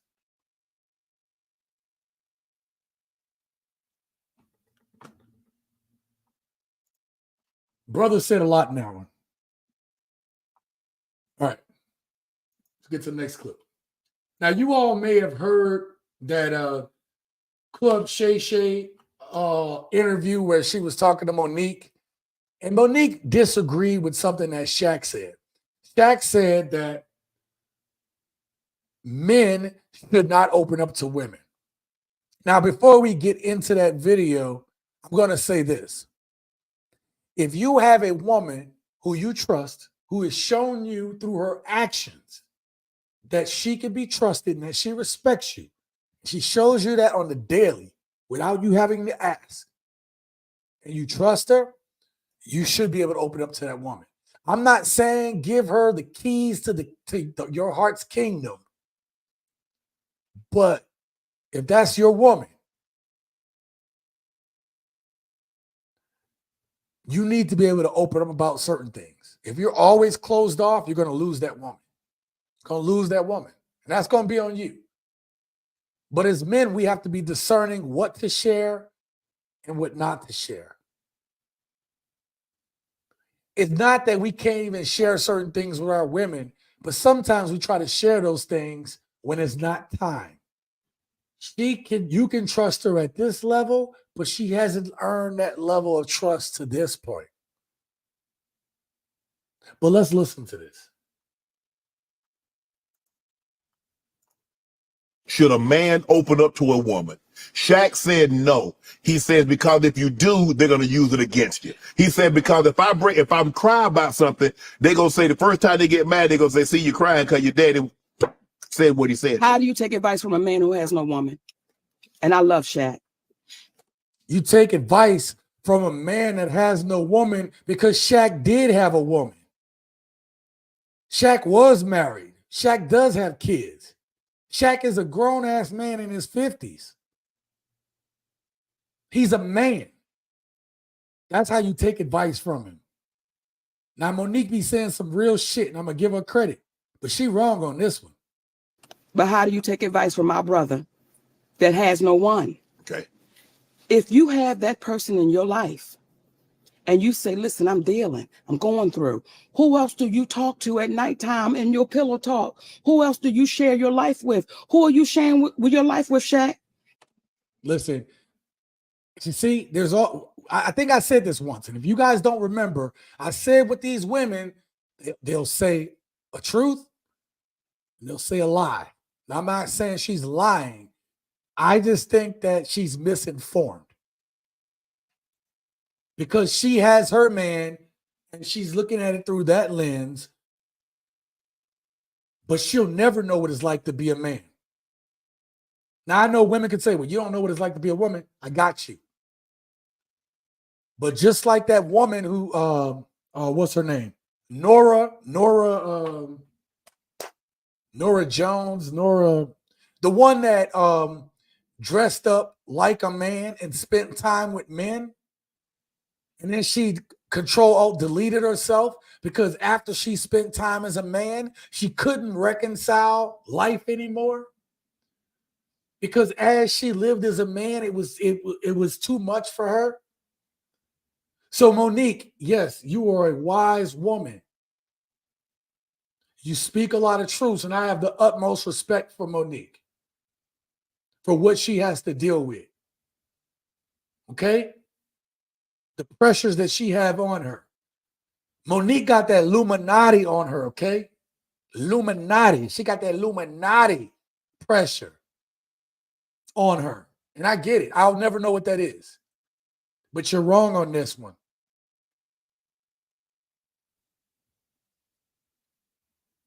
Go pillow talk to the woman you pay, right? If you got to go pay for a woman, go pay for it. They look, they'll listen.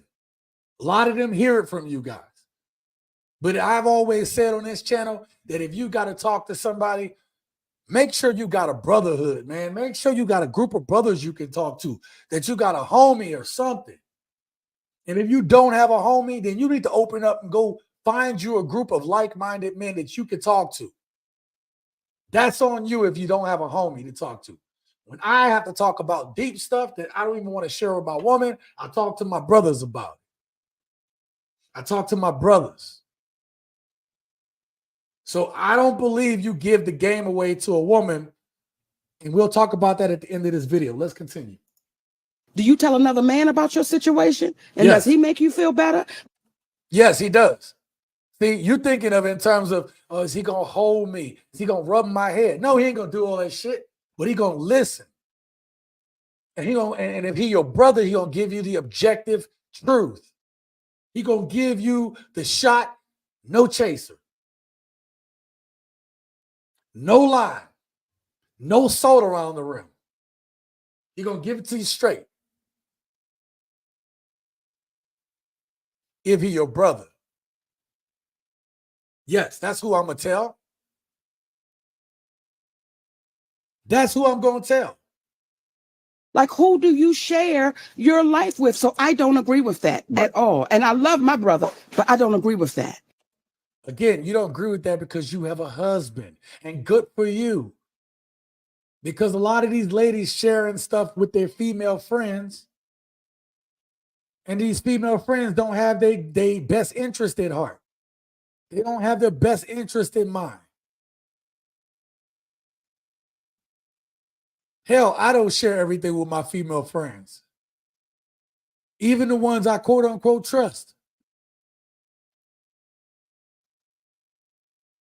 I don't trust them not to get in their feelings about certain things I would tell them. I don't. And that's a shame. I shouldn't have to feel that way. Nora Vincent. Thank you. I think that makes division. Because if I got to call my girl and I talk to my husband. Right. When I heard Oprah say, and these are her words, not mine. She said, when I be stressed out and I be going through it after the show, I will come home and Gail could calm me down and put me to sleep. What you say? What's that? Okay, then you said it. I'm going. Nope. Oh, I'm getting Oprah on here. Hold on, real quick. Monique, that's great, baby. You should be able to go home and tell your husband and talk to your husband. That's what he's there for. Ladies don't really get when you have a man who really in your corner, he is going to listen to you. He's going to let you vent. He's going to try to solve some of those issues. But that's part of us being as a man, to show you, baby, I got you. You freaking out about it.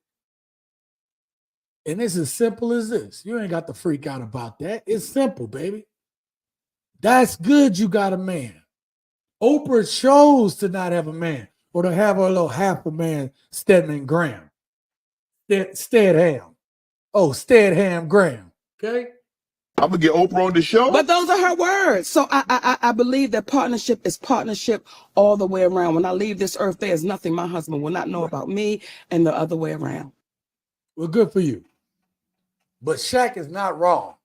You can't tell your woman everything because of her You can't tell your woman everything because of a women's insecurities. Even if you mean well to be like, I'm going to share everything with my woman, you can't do it. Men should be able to open up, but unfortunately, in today's day and age, men cannot. And I'm going to show you exactly why right now. Okay? I'm going to show you why. This is a ex tweet telling him it's okay to vent so you can use his lows against him in the next argument. This is the kind of shit that men can't trust y'all women for. Because y'all not realizing that we might have little battles and skirmishes in life, but we have a longer war to make it through together. And you're going to take something I used in confidence and then use it against me in an argument? Or you say you forgive me for something and then you're going to beat me over the head with it in the next argument? I can't trust you. You keep doing that, a man cannot trust you when you do this. Now, y'all want to talk about men need to get in touch with their emotions and stuff, but all y'all want to know is if a man does that so y'all can emotionally manipulate that man to your means, to your ends. Now, I'm going to read this story real quick because this is a man who lost it in front of his woman. This man says, I cried in front of my wife, and since then, there has been a strange atmosphere between us. Now, this dude says, I'm actually not very emotional, and my wife has never seen me cry in 3 years we've known each other. But the last few weeks have been very hard for me, and I broke down crying in front of her the other day. I expected her to be encouraging and understanding. He expected this woman to be encouraging and understanding. But, man, my big ass hand hit that shit. But instead, she was kind of disgusted. We then went to sleep, and somehow there's been a strange atmosphere between us ever since. When I asked my wife about it, she said that she didn't expect a traditional Christian man to show such weakness. She said she can't unsee it and now sees me in a different light. This is very bad. She can't unsee it and now she sees me in a different light. She feels less attracted to me after seeing me cry. She wanted to make it clear to me that no woman wants to see her husband cry, even though women say men should be more emotional. Did you hear that? I'm going to read that again for the cheap seats way up there. Okay? She wanted to make it clear to me that no woman wants to see her husband cry, even though women say men should be more emotional. That's just what they say. What the hell is Monique talking about then? What is Monique talking about? Because there's more women that feel like this in today's society than the way Monique feels, to be dedicated to her husband.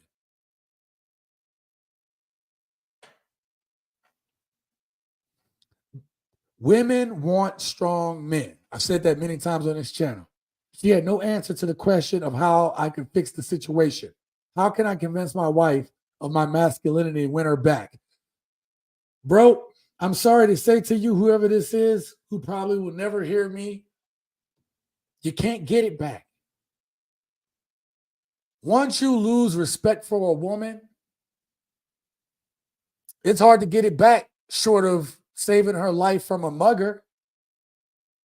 Your marriage is essentially done because of having a moment of weakness that you should have been able to have in front of your so-called wife. You should have been able to have it. And I get it. She feels a certain way because of what she saw. And women are like, I can't stop how I feel. Okay, ma'am, you can't stop how you feel. But that's your husband. You need to find a way. If that man is going to work every day and take care of his family, you should respect that. If that man is looking after your emotional needs, you should respect that. He talked about being a Christian wife. If he's taking you to church and being that spiritual leader in your home, you should find respect in that shit. But instead, the man has a moment of weakness, and now you turn your back on him the moment he needs you the most. Monique, this is the reason why you are wrong. It is good that you can share shit and your dude can cry on you, whatever, right? You could be the strong alpha female you are for him. But this ain't most men's situation. Most men would have the exact same situation that this man just had. If they cry in front of their woman, this is the same response they're going to get. I am sorry, sir, but your marriage is halfway done. The only part next is for her now to see a man that she feels is more masculine than you are, and then her ass is out the door. We're going to talk about that in this video too, in today's video, in today's live stream. Y'all thought I was done? I'm not done. I'm not done.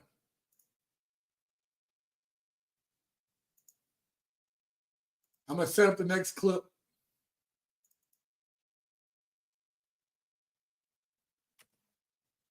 This is another reason why men are done with dating, because women are acting, they call it being an alpha female, but they're in their masculine energy. They want to be men so bad until shit gets hard, and then or until there's a war. Okay? I'm sorry, I told you I ain't gonna be able to get to all your comments, but I'm gonna get to as many as I can. I did see. Shout out to B. Williams. Haven't seen you come through in a while, brother. He said, yeah, today is not like back in the 70s, 80s, or 90s when black men and women don't get a chance to talk and date each other in the modern Western cultures. Nowadays, especially in the States. Absolutely. All right. Sorry, I got to skip down a little bit. Can't do it, TSG. Never give out your nuclear secrets with someone who might betray you. Only woman you might be able to do that with would be a licensed therapist. No, I got you. I totally get you. Why doesn't she actually have a man? Who you talking about? Monique has a man. And y'all need to check the stripes on Monique's uniform. Looking awful suspicious to me. I missed that. Y'all told me about Nora Vincent. Women don't listen anyway. If they hear some messed up situation, they will try to compete or change the subject to themselves. They don't care. They don't have the mental capacity. I don't believe so either. They just want ammo for an argument. Yep. Yeah, he did say that. The wife is going to say, you aren't the man I married, and go jump on another man's bones. Exactly. Betrayal is second nature to females, especially these modern women today. Or use the I found better options in the marriage to cheat. We're going to talk about that, Preston. Hold on. This inability of theirs is why men and women can't be equal in a relationship. Now, one leads and the other follows. If the woman leads, the relationship is over. Look what happened when Adam listened to his wife about the fruit. Yep. They only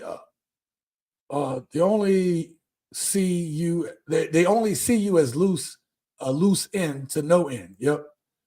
Gotcha. All right.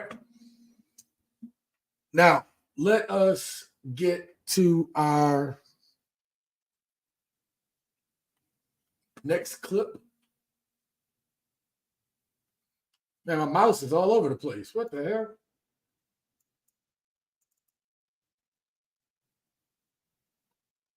Oh, I almost messed up.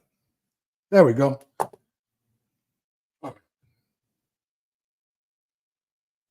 Oh, I almost did mess up. Here we go. Check this out. This sign says, stop telling fathers they should have fought harder to see their children and start asking mothers why he had to fight it all. And if you don't understand this sign, women should be doing everything in their power, even when the man is being difficult, to make it easy for a man to see his kids. She should be bending over backwards Because in the end, if she really cares about her kids and understands the statistics along with it, she realizes that having a father in those children's lives is more important than her feelings. And that's on the real. But you can't say that. And I'm going to give you the perfect example of why. In the next video clip that we have a man who tried to fight. But in the end, he had to back down because the system is in favor of these women. Shout out to my brother Kings and Dreams. He says, salute. Thank you so much, brother, for coming through. Thank you for the $2 super chat. And let me get your name on the banner for being tonight's sponsor.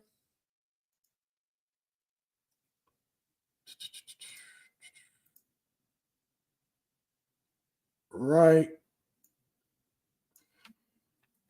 Give me a second.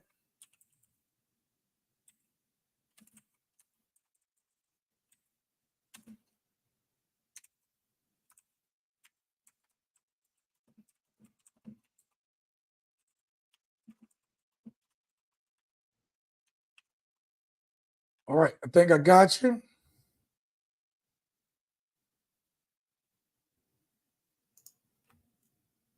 K&D, thank you for coming through, brother. I appreciate you. All right. Now, look, I want to show you guys this next video clip, man. We just talked about it. A man shouldn't have to fight for his kids. Every woman, knowing the statistics, seeing the statistics over more than a couple generations, should be telling women, I need to fight. I need to fight to make sure that I do my best to keep their father in the picture and take myself and my feelings out of it. And I'm not talking about for dudes that want to put hands on women. I'm saying there's good men out there that are losing access to their kids because of women being spiteful because they're in their feelings. How you guys doing? My name is William Martinez. I've been fighting for 2 years to end the divorce. I finally gave my ex-wife, full custody of my kids because it was going nowhere. This whole system is corrupt. They just basically want to take all your money. This girl took everything. She took my property, which I worked hard for my family. She never worked a day in her life. It's funny to me how women who don't work to acquire those things can take what a man has earned as property, something that he would leave his kids.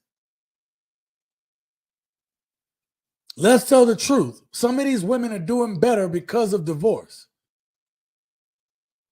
Some of these women have acquired assets because of divorce.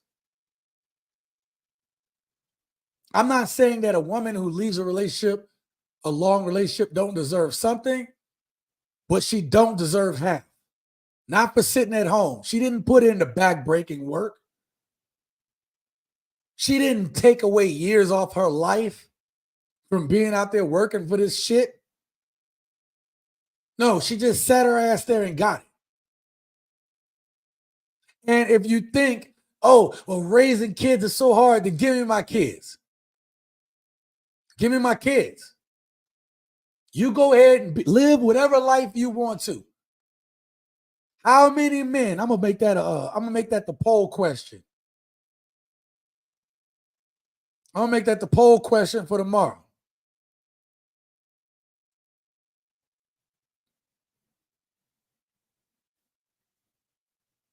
I'm gonna do it right after this video. Give the man his kids. Now, some men be like, well, I got to work. No, figure it out. Because what you don't want is to not to be able to see your kids, not to be able to see your sons. That hurts. Hurts. All I can say is the system is corrupt, guys. Look up silver bullet divorce. That's basically the plan that's set in place to destroy men. Be careful. Follow the movement. Follow Speak Up. And please don't let this happen to you. I mean, I just gave up. I just want this to be done. I wish I had my kids in my life. I love my kids to death, but I see that the system is corrupt and we can't do nothing about it. That's it. Hopefully, you know, maybe we get new people in Congress and maybe they can make a change. But as of right now, it's a corrupt system that we can't defeat. Women have, you know, they just have the power. And we can't do nothing about it. Father, speak up. Thank you, my brother. Of course, he's not getting that back. It's definitely gone for good. She only saw him as a come up. Don't forget those serpent divorce lawyers who drive these pipe riders to clean the men out. Yeah, it's all a business. And I even did a video on this, man. Every time I do videos talking about men losing their kids and stuff like that, those videos never do well on this channel. But I will tell you something, I do not regret making those videos, because if I have a library of videos and I'm talking about a variety of topics, whether they get the views or not, I hope that in the limited views that some of those videos get, I hope, it is my esteemed hope, that it helps some man out when he's going through a divorce, to let him know that he's not alone. Okay? That is my hope. Now, there was something I was about to do.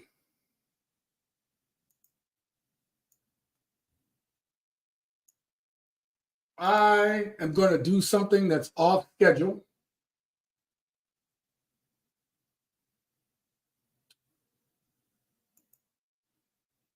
One of the worst things I encounter.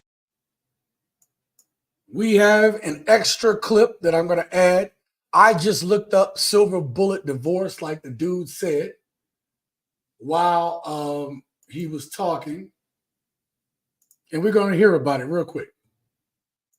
One of the worst things I encounter in custody cases is something called a silver bullet. A silver bullet is a false allegation that's used to get an advantage in a custody case. That it's a false allegation that is deployed. It's a fraud that's perpetuated on the court that paints a parent out to be an abuser. It's a false allegation that children are endangered by having parenting time with a parent, and it is illegal, but it's also nefarious because it's often difficult to disprove. If you're dealing with a silver bullet in your case, it's very important to get very skilled counsel and be prepared to employ experts and maybe even private investigators, people who are able to do forensic work on your case to disprove the false evidence that your ex has pulled together.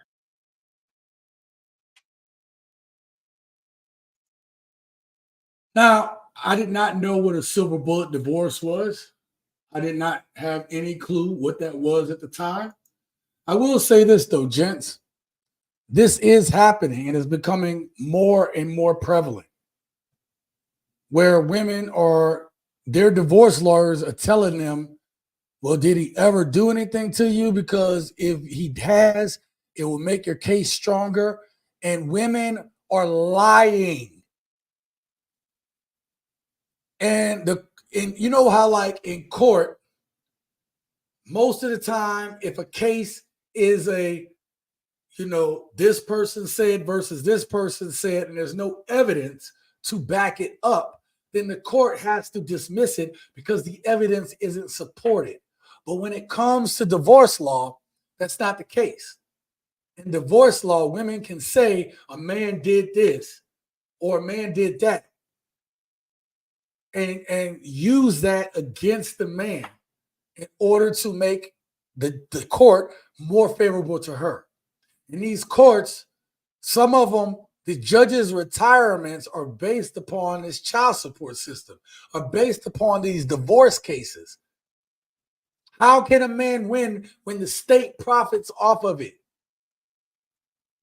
How is a man, thank goodness for that woman putting out that video, but how is a man supposed to hire forensic expert divorce attorneys along with a private investigator? Most men can barely afford it as it is. They just making it. And then post-divorce, most men don't have as much money because they have to give out that child support. They have to give out that spousal support. They have to make sure their family is taken care of. And it's usually at the detriment of a man. And there's a video that I was going to work on there was a video I was going to work on.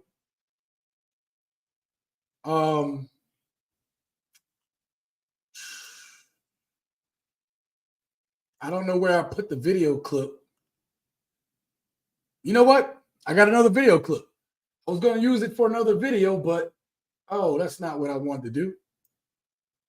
That's not what I wanted to do. There we go. I want to show y'all something. I was actually going to save this for another video, but we're going to, since we didn't got so deep in the weeds on why men are just quitting right now, let's talk about this.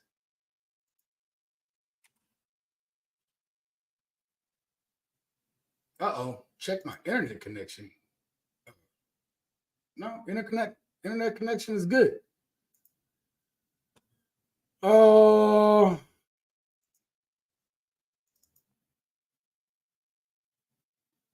All right, let's try this again. Second verse, same as the first. Wife informed me that she wants a divorce, and I left just to keep the peace. Keep the peace, and I'm still here. The locks, I went back the next day and the locks were changed. And these clips are of how these men became homeless, okay? These are all clips of homeless men. I've been on the streets for about 30 years. And the reason why I become homeless is me and my wife got a crucial divorce. Bad marriage, a broken heart and hit the streets. Me and my wife getting a divorce. Family, 1 minute they want you to stay. A week go by, time to leave again. So it's just very difficult. Well, I went through a bad divorce, lost everything I had, and moved out here to start over. Went to the doctors, and doctors took me out of work because I got rheumatoid arthritis and my liver's failing. Lost my house, my kids, my car to a violent relationship. A broken marriage. Relationship. Yeah.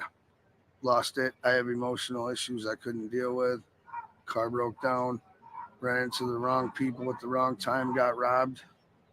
Lost pretty much everything. Divorce. Then I rented a room, and then I came down with epilepsy and started having seizures, and the guy didn't want me there. And the next thing I know, I was in a assisted living house. Got a job in a restaurant again, which I was an executive.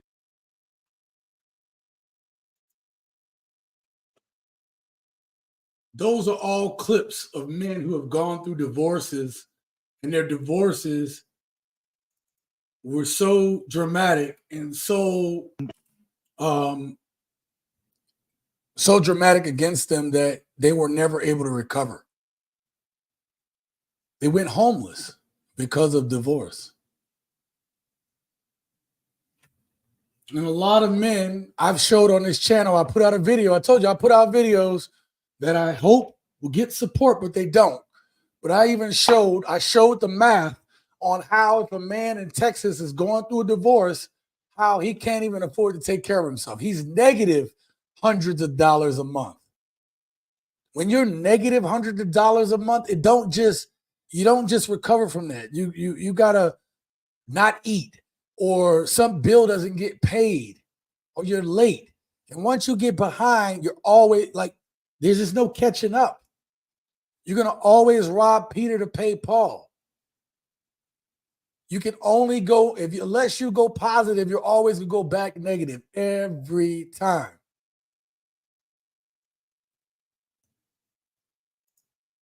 They didn't give up. They were exiled. Absolutely. The man usually has to pay for both lawyers. How does the judge not require proof of a criminal act? Because it benefits the court, right? It benefits the court, man. Now, our last video clip of the night, and we'll get up out of here. This was a video that I believe was on Chisha Zed's podcast, but I was going through video clips last night, and I had this video clip as well.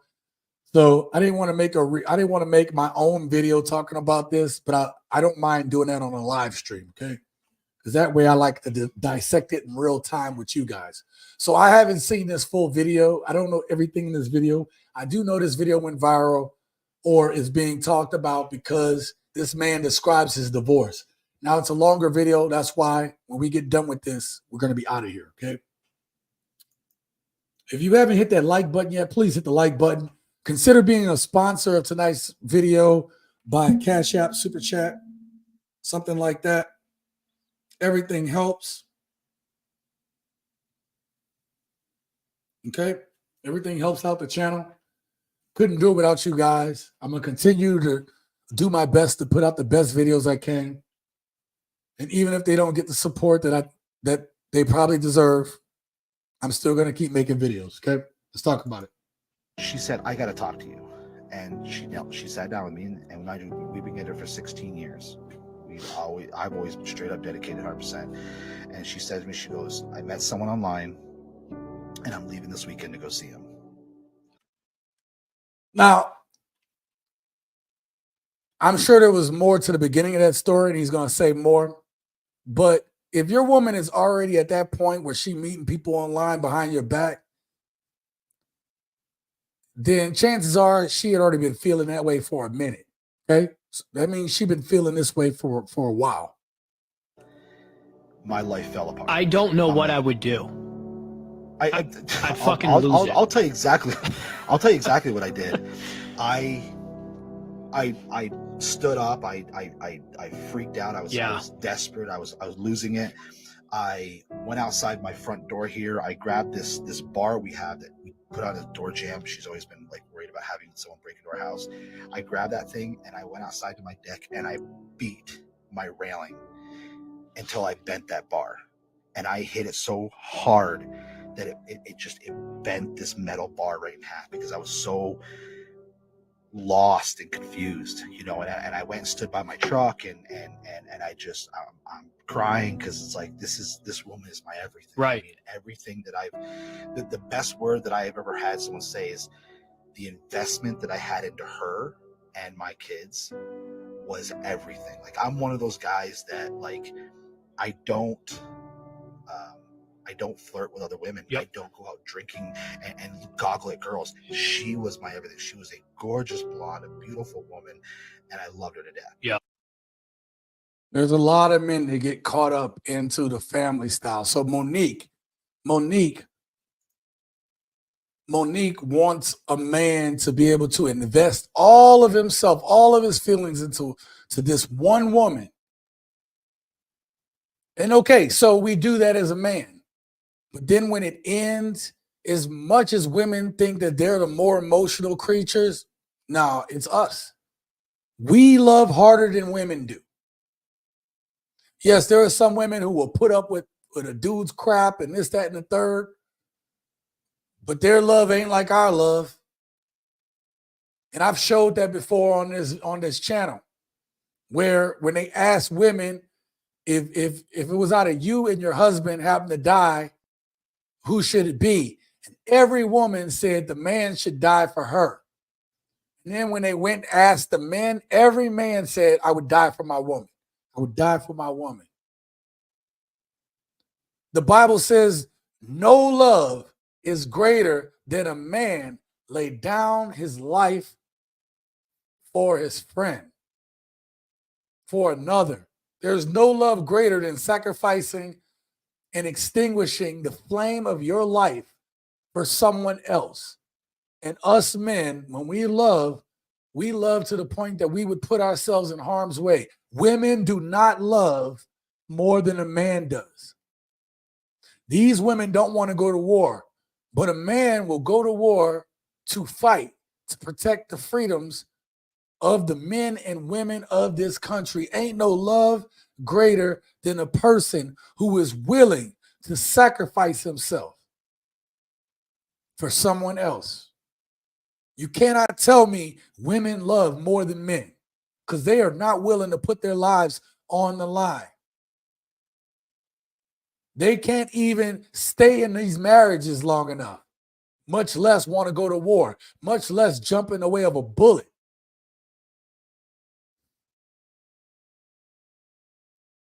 So I don't want to hear this crap from these women, any woman, to think that you love just because you might be the emotional creature. We feel hard, but sometimes we got to cut those feelings off to do what we need to do for our women. We got to be strong, because if not, if you cry in front of your woman and lose all that respect, it's all for naught. So we kind of, once everything settled down, I through my, and I'll tell you straight up, I'm guilty of going through all the stages of things you're not supposed to do. The groveling, the crying, the complaining, the whining. I was desperate. It's so hard not to. Again, women don't realize that men love harder than they do. We love our women. When we really love them, we love them more than they love us. You know what I mean? When that's your life and you see it crumbling, it's hard not to. It really, you're absolutely right. And that's what it came down to. I was so I was losing everything. Like at that point in time, I get, not that I would ever do it, but I get what people feel when they want to commit suicide. Right. There's nothing to live for because she was my everything. Now, I don't know if I've made my position clear. I don't believe in suicide, but I understand it. There is nothing and no one that would get me so low that I feel like I'm done. I'm going to ride this thing till the wheels fall off, even when it's tough. And I've had a lot of tough moments in my life. I've had to wear my scarlet letter around when I've messed up and everybody look at me like I was nothing. I had an incident when I was in the military, and I let my people down. I let my shipmates down. I let myself down. Ain't nobody gonna beat me up harder than me. So, men, we have our emotion, but unfortunately, most of us don't have the luxury to live in our emotion. Right. So I convinced her not to go for a short time. We tried coming up with things that we could do to help each other. What do you need? And I'll listen to you more. And what can I do, or what can you do? And then how can we communicate? Really trying to make it adapt. But it always seemed like I was doing more of the work. Yeah, because you as the man have to jump through hoops to appease her feelings. Her feelings are going to change on a dime. Us men, we're pretty steady and resolved in what we believe in. But women's emotions change on a dime. We can't combat that shit. We're not even prepared emotionally to adapt with change, just this fluctuating emotion. And he's going to talk about it here on how she was flip-flopping. Check this out. So I think that went on for maybe 2 weeks, and then we went out on a Wednesday night. I said, let's just go out. Let's get away from the kids. Let's go have a talk. Let's go have a drink. Let's just relax. Okay. We ended up going to the local lake, sitting on the benches, and I said, can you please just tell me what you're thinking, because you're not talking to me. You're barely doing anything. And she just kept saying, I'm confused. I don't know what I want. I really like him, but I don't want to hurt you, and this, back and forth. See? You see how she's flip-flopping on her feelings, going back and forth? See how she's flopping between? I told you guys.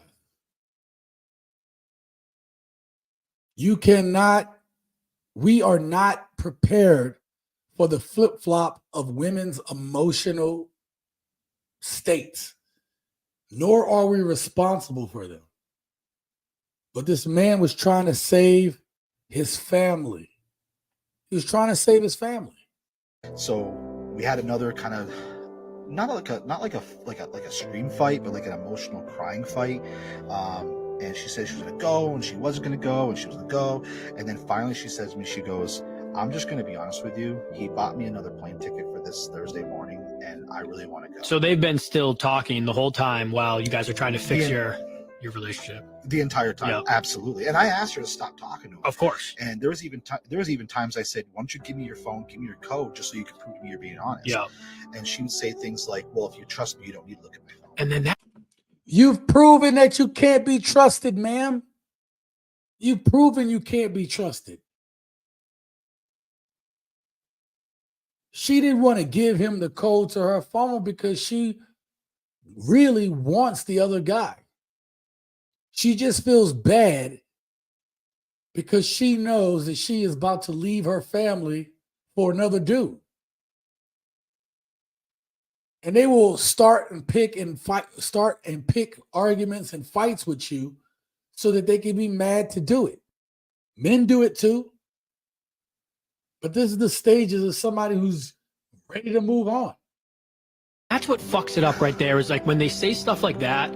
And because now when you get into another relationship or anything else, it's like you're going to be questioning yourself because she told you she's being truthful. You were believing everything she said, and then it comes back and kicks you in the ass. It's like, damn, should I had flags up or whatever? That's what it is, and you'll never trust a woman the same again. You'll be on guard for every woman you with. And I'm here to tell you, it takes years to get over that. And I'll go back to what I said earlier about going to therapy. It might take going to therapy in order to get past those feelings. But it is definitely hard to do alone and do it by yourself. And that's the thing, you're so blinded with desperation of being with that person that you don't even like want to see those red flags. Yeah. You don't even acknowledge those red flags, and there's other little things that went on, like when I would ask her detailed questions about like what happened, what did you meet, things like that, she would be like, well, it doesn't matter, it's over, it doesn't matter. And I'm like, well, it kind of does matter because like you hurt our relationship, like that's something that hurt us. So that Thursday morning, after our emotional disagreement, whatever it was that Wednesday night, she had come to the agreement she wasn't going to go. Great, no problem. So Thursday morning, I run the kids to town in the morning. I came back, brought her a nice coffee, just like I do every morning. I brought her a nice coffee every single morning. Even if I didn't have to go to town, I went to town and got her a nice coffee. Like that was my job, and that's what I did. I come home and she's in the bathroom. She's already been showered, dressed, cleaned up, makeup on, and everything. I'm going, where are you going? You're never. What are you doing? And she says, I'm just gonna go. Now, mind you, my 15-month-old son is sitting in the playpen right over here, and I'm like, what happened? We talked about this, and we had another little small dispute, and I'm like, you know what? Fine. I walked over, I grabbed the baby, I grabbed his blanket, I grabbed his bottle, and I walked out. I took his car seat, I threw it in my truck, and I literally put him in the driver's seat of my truck, and I drove down to my dealership, which is only about 2 miles down the road. And I had my colleagues, people who work for me down there, and they were super supportive. They held the baby for me while I broke down. And the whole time I'm trying to call her, like, are you seriously going? And she actually got in her car. She drove to the nearest city. She got on that plane and she left. Yeah. Unbelievable, the betrayal, and the frustration, the alone, everything. I mean, I'll be honest with you, and I can. A lot of people may relate with this, and I think I'll say it. I felt like all I wanted to do was sell everything, literally go get a 9-to-5 job and live like a hermit or hobbit, whatever the term is, and just hide from the world and make enough money to take care of my kids, and that's it. Like, I felt like trash, right? So, me being the good father, I still let the kids talk to her while she was out there screwing this other guy. Now, did the kids know what she was doing? Oh, here's the psychotic part. The kids knew about all of this before I did. No way. So Yeah, she was prepping them. Like when I was at work and she'd pick them up from school, she was prepping. She even like let him talk to them before she Unbelievable. told me anything. I was like, my kids knew about this guy before I did. Yeah, and now you got to think is like this has been planned. Now that you're saying that, like in my mind, it's like this has been planned. She knew she was going to leave you. It was just hard to leave you because of the 12-year relationship that you guys had. See, I told you, women already know. They already know. And what was messed up is why would you let this man's kids talk to a dude that you're not even with? You have, ma'am, you have just scarred your own kids. It might seem like they're cool in the moment, but when they get older and they're able to put the pieces together and learn what, get into their own minds, right? They're going to see how selfish you were. And these kids are going to take and wear those scars for the rest of their life. They're going to sell, they're going to wear these emotional baggage scars through adulthood. And it's going to affect every relationship they're in. Every relationship they're in. Let's finish this out. 12 years married, 17 years. But she knew she was going to eventually leave you. So she was prepping the kids to do that to eventually meet this guy. Absolutely. Absolutely. Oh So, my God. And she had her mom on board and everything, like to watch the kids and pick them up. She's like, I got it all planned and they're all good to go. And I'm like, are you like, I didn't know any of this. Like this like smacked me in the face. Right. So the whole time she's out there, she's talking to the kids. The kids are obviously starting to miss her. They're kind of like, what's going on? This is weird, blah, blah, blah.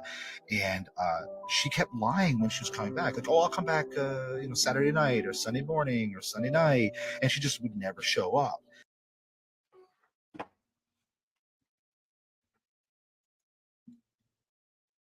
Modern women care more about their feelings than their own kids.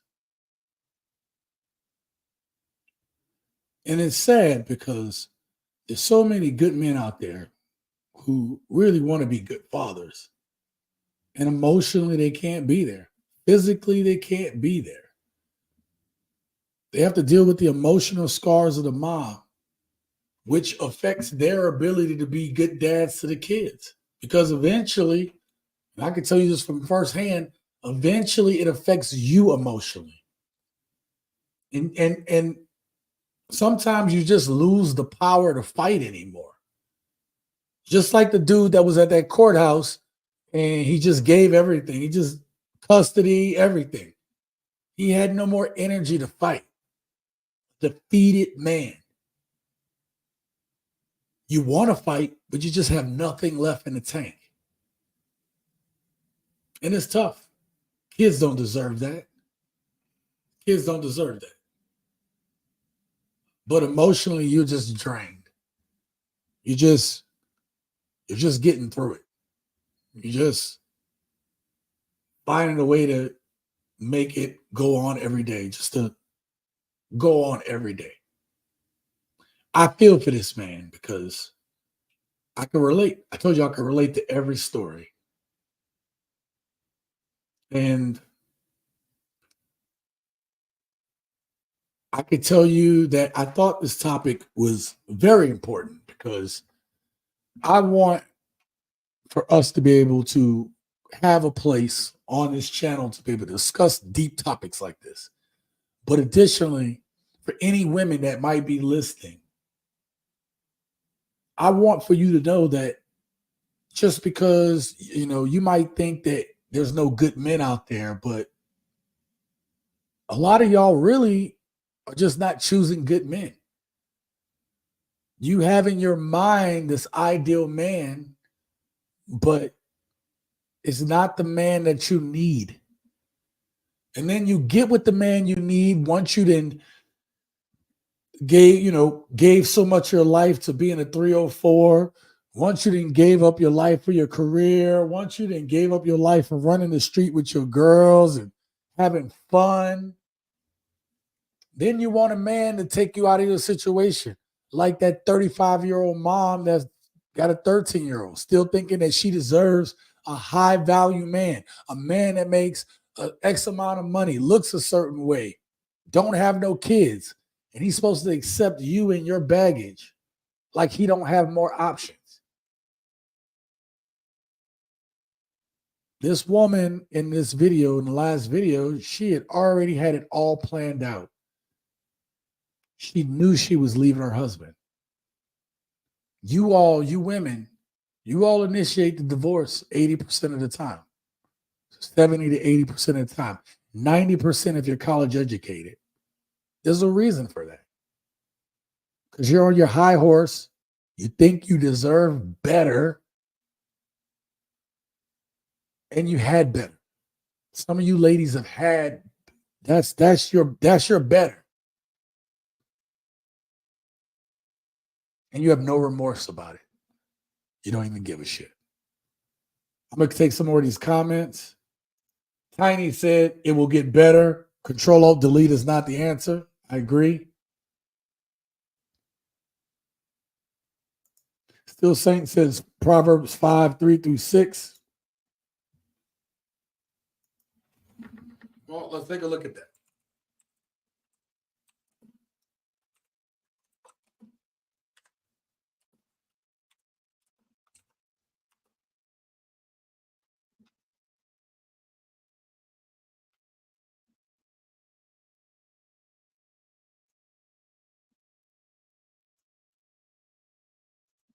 Now, this is from the NIV version.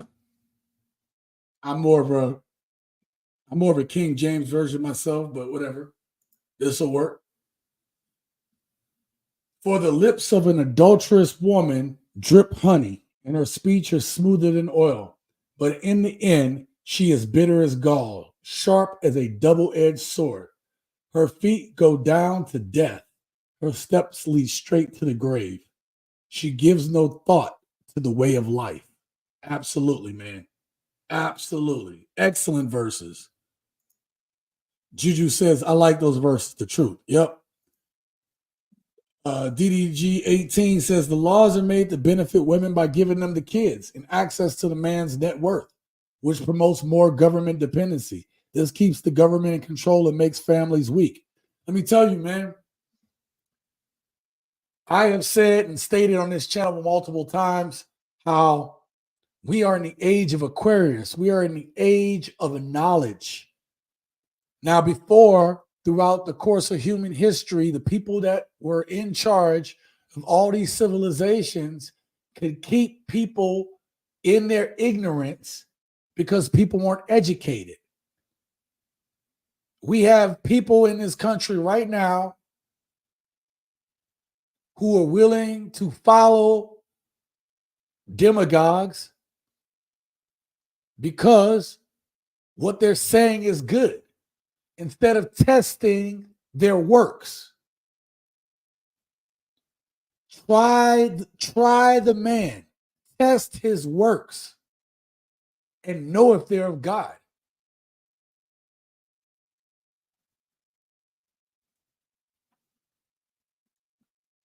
We need to try these women. We need to test these women to see if they are of God, if they are of the type of woman that is worth dedicating and giving your life for. But you know what? This ain't no different than what Jesus went through, right? Jesus gave his life for a bunch of people that don't deserve it, and he went unappreciated.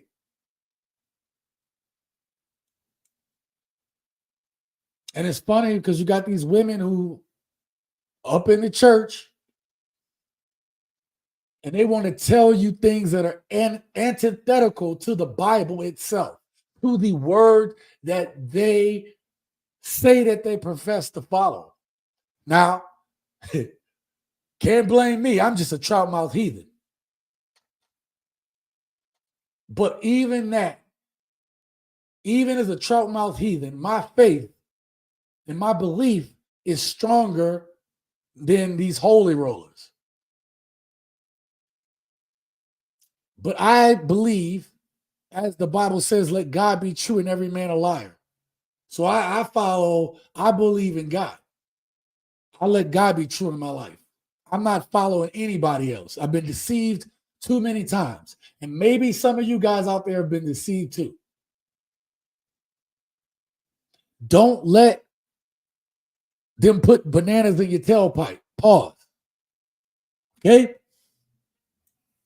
Don't let people put the okie doke on you.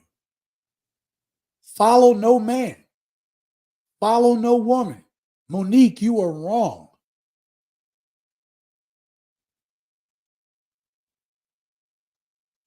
Your man don't owe you shit to tell you. If he chooses to, it's because he respects you. He don't owe you shit. He don't owe to tell you anything for you to use it against him later. You have to earn that trust. And men, you should not marry any woman that you can't trust to that level. And that's not to say that you get married and she don't change. Because some of these women, once they get what they want, they'll flip it up in an instant. You need to know that this woman's character from the beginning has been consistent. That's why you guys need to ask these women about their past. If you start getting a little spidey tingles and something is wrong, believe it. When someone tells you who they are, believe them.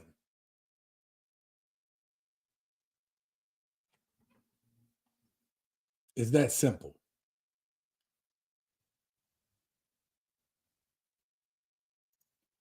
Divorce is war. Absolutely. It's spiritual war. It really is.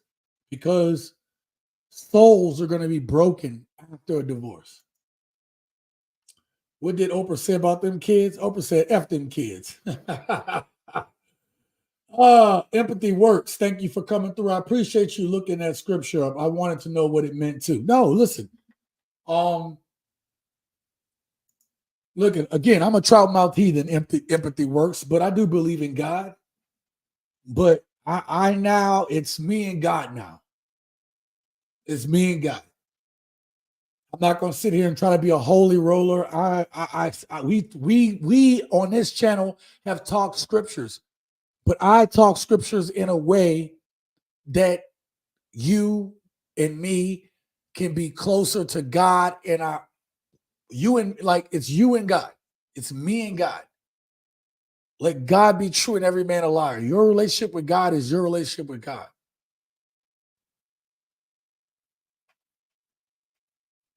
Right? So there's another scripture that is in my heart that I keep there, that I've always kept there. Prove all things. Hold fast to that which is good. You can hear what I'm saying, but try what I say. I'm not sitting here lying to you guys. Everything that I talk about on this channel is from personal experience or what I've seen. And I know it to be true. I know it to be true. I'm not telling you guys to hate women because I know that that's not a place that's good for any man to be. But I would be remiss as a man that has been through all these things to not tell you as men to not look after yourself, to not look at the behaviors and try these women on their behaviors. I would be remiss as the big brother, as the uncle figure, as the daddy figure, as the whatever figure to you. Computer. Stop. Sorry about that. Anyway, let's get to a couple more of these comments. Thank you, Empathy Works. I appreciate you. You can't sit at the kids' table forever, kitty's table forever. No, you cannot. That woman is just trash. Yeah, she did that man wrong. A trial, I got a guillotine the size of a car. They'll plan the divorce before the wedding. Just take everything you work hard for. Yeah. Maybe some of you guys seen that video or seen the clips where these women are out here saving money for divorce.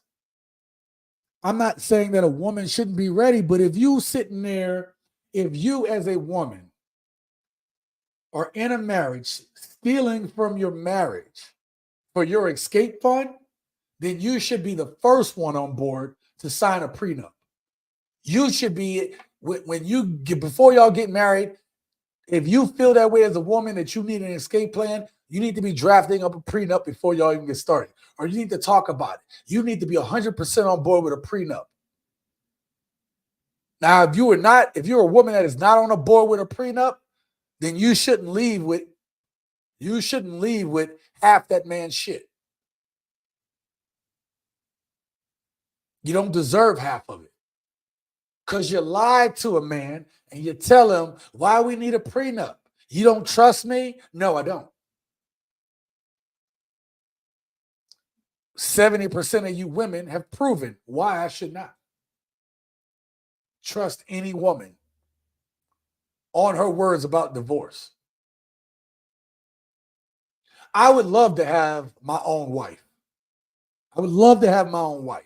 I can sit here. You guys have said that. Half of you guys said you guys would not be mind being in a relationship or being married. Half of you guys, more than half of you all, told me that in a poll on this channel. But you all feel like I do. You want it, you just don't trust it. And I can't tell you how to get that trust back. I can't.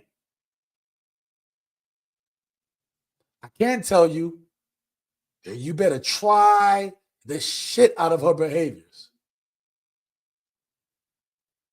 Know who you're dealing with. Make sure that her behavior is consistent.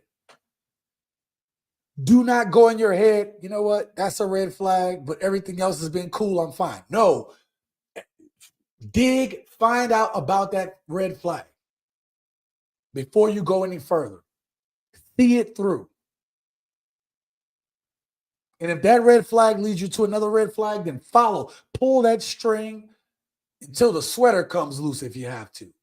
But at least you'll know. And at least you won't get taken. Okay?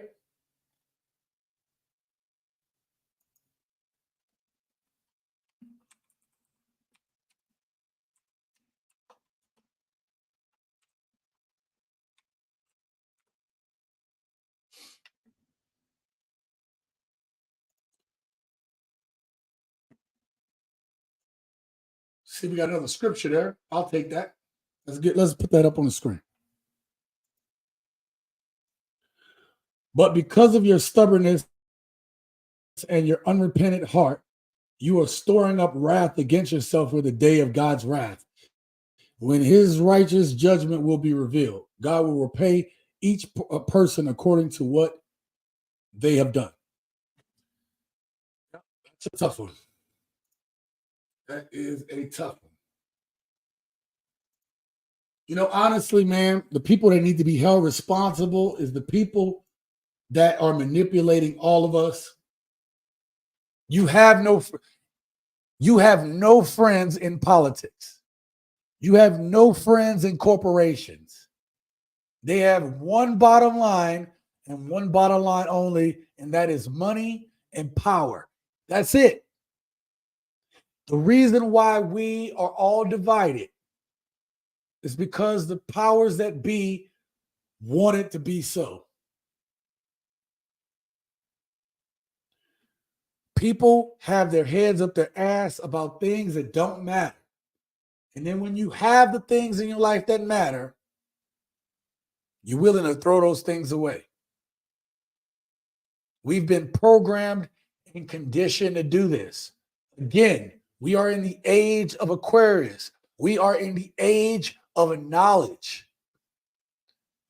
I just looked up this Bible verse in a matter of seconds. I didn't have to go find my Bible. I didn't have to go to the library and look through the Dewey Decimal System. I was able to pull it up in seconds.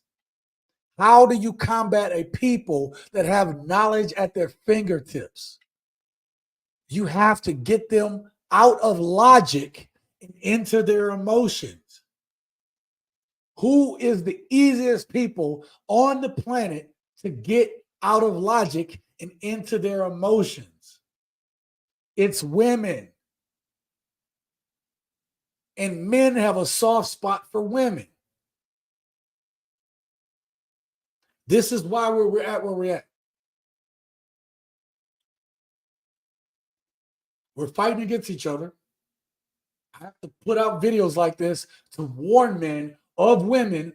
They don't even realize that when you do this to men, when you aren't willing to have a family, when you're out there doing these things that are against your own nature, you are aiding the enemy. You are part of the problem. Things aren't going to get better in our lifetime. They're not. But we can light the fuse to change things today. And that's why I put out these videos. This is why men are done. And while men are done, we're going to reload. We're going to find different options. We're going to make our lives better. And the women that really want to show us, they'll make the effort. They will show us. But we will not feel bad for leaving if you don't prove yourself to be a worthy mate, a worthy helpmate to me and my purpose. That may sound cruel, but I don't care. Because if we follow your emotions, we're gonna follow ourselves to the depths of hell. We're gonna follow ourselves to our own family's destruction. And this is what the enemy wants. This is what the enemy wants.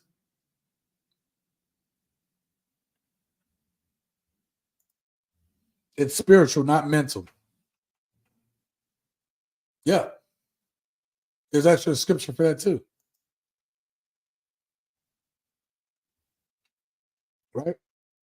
Basically, the war that we're fighting is not carnal.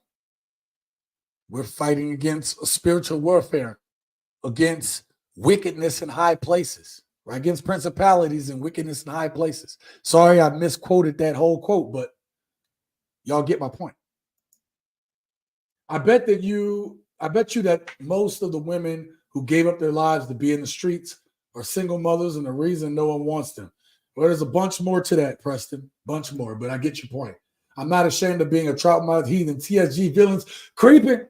Keep it plain and simple, city peeps. Oh, man. Gents, thank y'all so much for being here this evening. Thank you to Kings and Dreams for dropping in on the live stream. Make sure I go over to his channel and subscribe to his channel. He had an excellent live stream last week. He had Obsidian on his channel. And there was some really good stuff that Obsidian put out. I was actually, not last week, I think it was Saturday, because I was getting ready to go to the Brian McKnight concert. And I had a great time. Brian McKnight still one of the most talented people who didn't get his props during this time. But 30 years of music, man. That dude was the soundtrack of my life. Soundtrack. Okay. Is that it? Ephesians 6 and 12. Let's do one more. Oh, wow. It popped right up. See, because that's a very popular one. That's because it's very popular. Right? Let's put that up on the screen. Let's go and put that up on the screen. For we wrestle not against flesh and blood, but principalities, against powers, against rulers of the darkness of this world, against spiritual wickedness in high places. Thank you so much for that. Appreciate you. That's it, man. We're fighting against each other, men and women, by what we want, and we're operating against God, man. We really are. We're not operating the way we should. I do believe that there were things that changed in this society that needed to change, right? There was a lot of abuse that nobody was talking about. So for that, you know, I have mothers, I have my mother, I have my daughters, I have the women in my family. No, I don't want to see them be abused by anybody. I don't want to see them being mistreated by anybody. However, some of the other thoughts and principles that they feel and have is the reason why all the women that are in my life, the older women, are alone, or they're settling for half-ass, because that's what they can get now. And that's sad. It's sad. And unfortunately, our kids will follow the patterns of us. I tell my kids that all the time. I said, look, I want you all to be better than me. I've accomplished a lot of stuff. I'm not saying you got to do it the way I do it, but if you have the tenacity and the discipline and the patience to more than I have, you're going to do great things. You're going to do great things if you just have that. If I'm giving you that, I have nothing to worry about. Unfortunately, I don't know. I don't know what's going to happen. I don't know if my daughters even get that. I don't even know if my son will get it. But, you know, it is what it is. If I die today, I've dropped a lot of knowledge on my kids. I've told them a lot of stories about my childhood because I want them to know when I'm not here, I want them to know a lot about me. Not me like me trying to have to talk to my middle brother to find out about our dad. And this is it. Women have traded the strength and stability of their families for simple pleasures. That is how you trick people out of their blessings. That is how you take all this knowledge that people have and use it against them. This is where we're at, people. This is where we're at. I'm going to do a few more comments. I'm probably just going to end the live stream after that. If anything, she actually should leave with absolutely nothing. Yeah, well, she should, but that's not about to happen. Shout out to all you guys tonight. Thank you so much, man. We had a lot of, you know what? I'm going to go through it. Shout out to Preston. Shout out to Still Saint. Shout out to Tiny 2.0. Shout out to Empathy Works. Shout out to DGG18. Thank you so much. Shout out to Kings and Dreams for the $2 super chat, our only sponsor for the night. Again, everything that you guys give to this channel goes back to help the channel, okay? Right now, the channel is a little on a dry spot right now. It's a little dry. Shout out to Alexander. Thank you for coming through there, brother. Shout out to B. Williams. Thank you for coming through. I appreciate you. Shout out to King for coming through. Thank you. I hope I don't miss anybody. I don't want to miss anybody.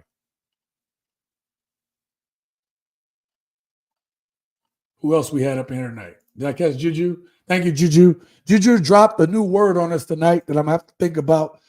Pookie juice, all right? I'm going to have to use that word. I'm going to have to use that in something worthwhile. Pookie juice, okay? I think I missed somebody else, though. So I'm going to go back down and I'm going to find it. Got Empathy Works. I feel like I missed somebody. Because I like to be able to shout out everybody. Hope I didn't miss anybody. Because shout out to XL Pro. There we go. I knew I was missing somebody. Did I miss anybody else? Nope. All right. We got everybody. Gents, thank you very much for being here. In theory, we'll be back next week. I hope so. I hope you all will be back next week. I hope you all enjoyed tonight's live stream, man. It was a deep one. That's what she said. This was a deep live stream. And we talked about a lot of stuff. I knew it was going to be deep. We're at the 3-hour mark. I figured it was going to be a 3-hour live stream before I even started. Okay. I appreciate each and every one of you guys. I hope you guys have a great rest of your week. I plan to have a video on Friday. If I'm feeling good this evening, maybe I'll make another video tonight for tomorrow. But I also need to work on my second channel. If you guys don't know what my second channel is, it's called TSG Reacts. I wanted to make a channel where we just laugh about lighthearted stuff, funny video clips, because this gets kind of deep sometimes. It gets kind of heavy, and we could all use the laugh, okay? I'm going to work to improve that channel better than what it is, but it's tough juggling all the stuff that I have to juggle, okay? but I'm going to do it. I'm going to do it for the gents. So until next time, live your best life.